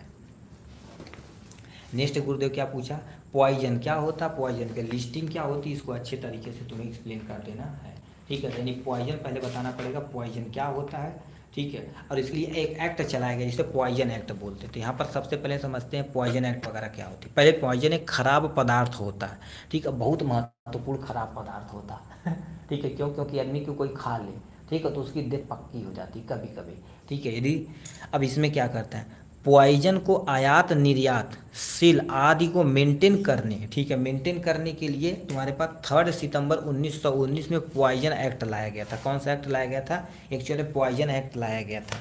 इस रूल को इंडिया के प्रत्येक राज्य में फॉलो किया जाता है। ठीक है। जैसे कहने का मतलब अभी जहर खरीदने जाएंगे, जैसे सेल्फास खरीदने जाएंगे तो दुकान पे पूछा जाएगा, छोटे बच्चों को नहीं दिया जाएगा, औरतों को नहीं दिया जाएगा, यानी गार्जियन को दिया जाता है। ठीक है। तो ये हो जाएगा यहाँ से। इनका मेन उद्देश्य क्या होता है, ध्यान से सुनिए। पॉइजन को सेल करना, कंट्रोल करना, इंपोर्ट, ठीक है, जैसे पॉइजन को सेल करना है, कंट्रोल करना, इंपोर्ट आदि को मेंटेन करने की जिम्मेदारी इन्हीं की होती है। सेंट्रल गवर्नमेंट इंपोर्ट को रेगुलेट करना इन्हीं की जिम्मेदारी बनती है। मतलब जो सेंट्रल जो तुम्हारे पास गवर्नमेंट होते हैं, इंपोर्ट मतलब एक देश से दूसरे जो देश आ रहे हैं जा रहे हैं, पॉइजन कितने आ रहे हैं उस सब भी कंट्रोल करना आपकी जिम्मेदारी बनती है। ठीक है। स्टेट गवर्नमेंट हर डिस्ट्रिक्ट में सेल का पूरा रिकॉर्ड रखती है। जैसे मान लेते हमारे पास, मान लेते गोरखपुर जिला में आप रह रहे हैं, ठीक, गोरखपुर जिला में रह रहे हैं तो गोरखपुर जिला में कितना कितना किस जगह पॉइजन बिक रहा है सब एक लिस्टिंग होनी चाहिए। ठीक है। किस दुकान पे बिक रहा है, कैसे बिक रहा है, सब कुछ लिस्टिंग होनी चाहिए, उसी के तहत अपना काम होता है। ठीक है। अब मान लेते कोई बंदा नहीं मानता तो उसके लिए बहुत सारी पिलांती वगैरह रखी गई है। इस अधिनियम में कहा गया है कि कोई व्यक्ति या संस्था जो निर्धारित नियमों का उल्लंघन करते हैं तो यानी पॉइजन का आयात और निर्यात का उल्लंघन करने पर दंडनीय होना चाहिए। 3 महीने का जेल हो जाएगा, कम से कम 500 जुर्माना हो जाएगा। इतना कम से कम जुर्माना कौन लगाता है जी। ठीक है। तो ये तुम्हारे पास होता है। अब पॉइजन लिस्ट में देखा जाए तो तुम्हारे पास कुछ कॉमन होते हैं, जैसे तुम्हारे पास आर्सेनिक हो गया, साइनाइड हो गया, मरकरी, ये सब मेटल तुम्हारे पास साइनाइड होते हैं, मेटेलिक साइनाइड होते हैं। कुछ प्लांट से निकलते हैं, जैसे रेसिन हो गया, एकोनिटीन हो गया, कॉल्चिसिन हो गया, तो ये सब प्लांट के अंतर्गत आते हैं। कभी कभी स्नेक बाइट कर जाते हैं। ठीक है। स्नेक वेनम हो गया, स्पाइडर हो गया, ठीक है, मक्खियाँ हो गया, ये सब से तुम्हारे पास दिक्कत हो सकती है। ठीक है। ये हो गया आपके सामने। लिस्ट में तुम्हारे पास क्या लिख रखा है, कहाँ पर चले आए हैं, पॉइजन एक्ट, यानी कह दिया तुम्हारे पास। इसमें आ जाते हैं, क्या पूछा है जी, फूड यानी फसाई के बारे में पूरा डिटेल में तुम्हें बताना पड़ेगा। तो फसाई क्या होती है, कैसे आपको मेंटेन करना पड़ता है, इसको आपको अच्छे से लिखना पड़ेगा। ठीक है। तो फसाई क्या होती है, रोला फसाई, डॉक्यूमेंट क्या होता है, पूरा डिटेल में बताना पड़ेगा। तो फसाई क्या होती है, जिसे हम नॉर्मल इसका फुल नेम याद रखिएगा, इससे क्वेश्चन में पूछा जाता है। फसाई क्या होती है, food safety and standard authority of India, ये फुल नेम होता है। ये क्या कर देती है, इंडियन गवर्नमेंट के द्वारा ऑटोनोमस हिस्सा होता है, मतलब इंडियन गवर्नमेंट के द्वारा ये क्या होता है, छोटा सा हिस्सा होता है। इसके अंतर्गत फूड बनाना, बेचना, आयात निर्यात करना, फूड की सेफ्टी कितनी है, क्वालिटी कितनी है, सबको सुनिश्चित करना, यही फसाई कहती है। ठीक है। अब इसकी तो धज्जियाँ उड़ा रहे हैं लोग बहुत तगड़े तगड़े, ठीक है, खराब खराब क्वालिटी के सामान बेच रहे हैं, फंसाई क्या पता नहीं बैठे बैठे क्या कर रही है। इसका रोल क्या होता है, फूड आइटम मानकों को तय करना, मतलब कोई चीज़ बना रहे हो तो उसकी मानक होता है ना कि इतना इतना अमाउंट में ये चीज़ डाल सकते हो, उसको तय करना इनकी जिम्मेदारी होती है। फूड बिजनेस करना, रजिस्ट्रेशन करना, लाइसेंस करना, सब फसाई करता है। फूड को चेक करना, उसकी क्वालिटी कंट्रोल करना सही है कि नहीं, ये सब मेंटेन करना फसाई ही करता है।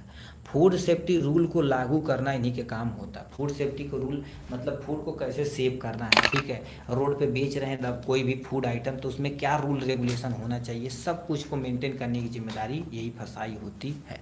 अब आते हैं तुम्हारे पास डॉक्यूमेंट पे क्या होना चाहिए यदि आप फसाई का लाइसेंस लेना चाह रहे हैं, ठीक है। यहाँ पर डॉक्यूमेंट फॉर लाइसेंस लिख देना, ठीक है। यानी तुम्हारे पास क्या होना चाहिए, लाइसेंस, यानी क्या क्या चीज़ होना चाहिए। सबसे पहले आपके पास क्या होना चाहिए, एक अप्रूव यानी आईडी प्रूफ होना चाहिए, ठीक है, मतलब आधार कार्ड पैन कार्ड कुछ भी होना चाहिए। फुल एड्रेस होना चाहिए।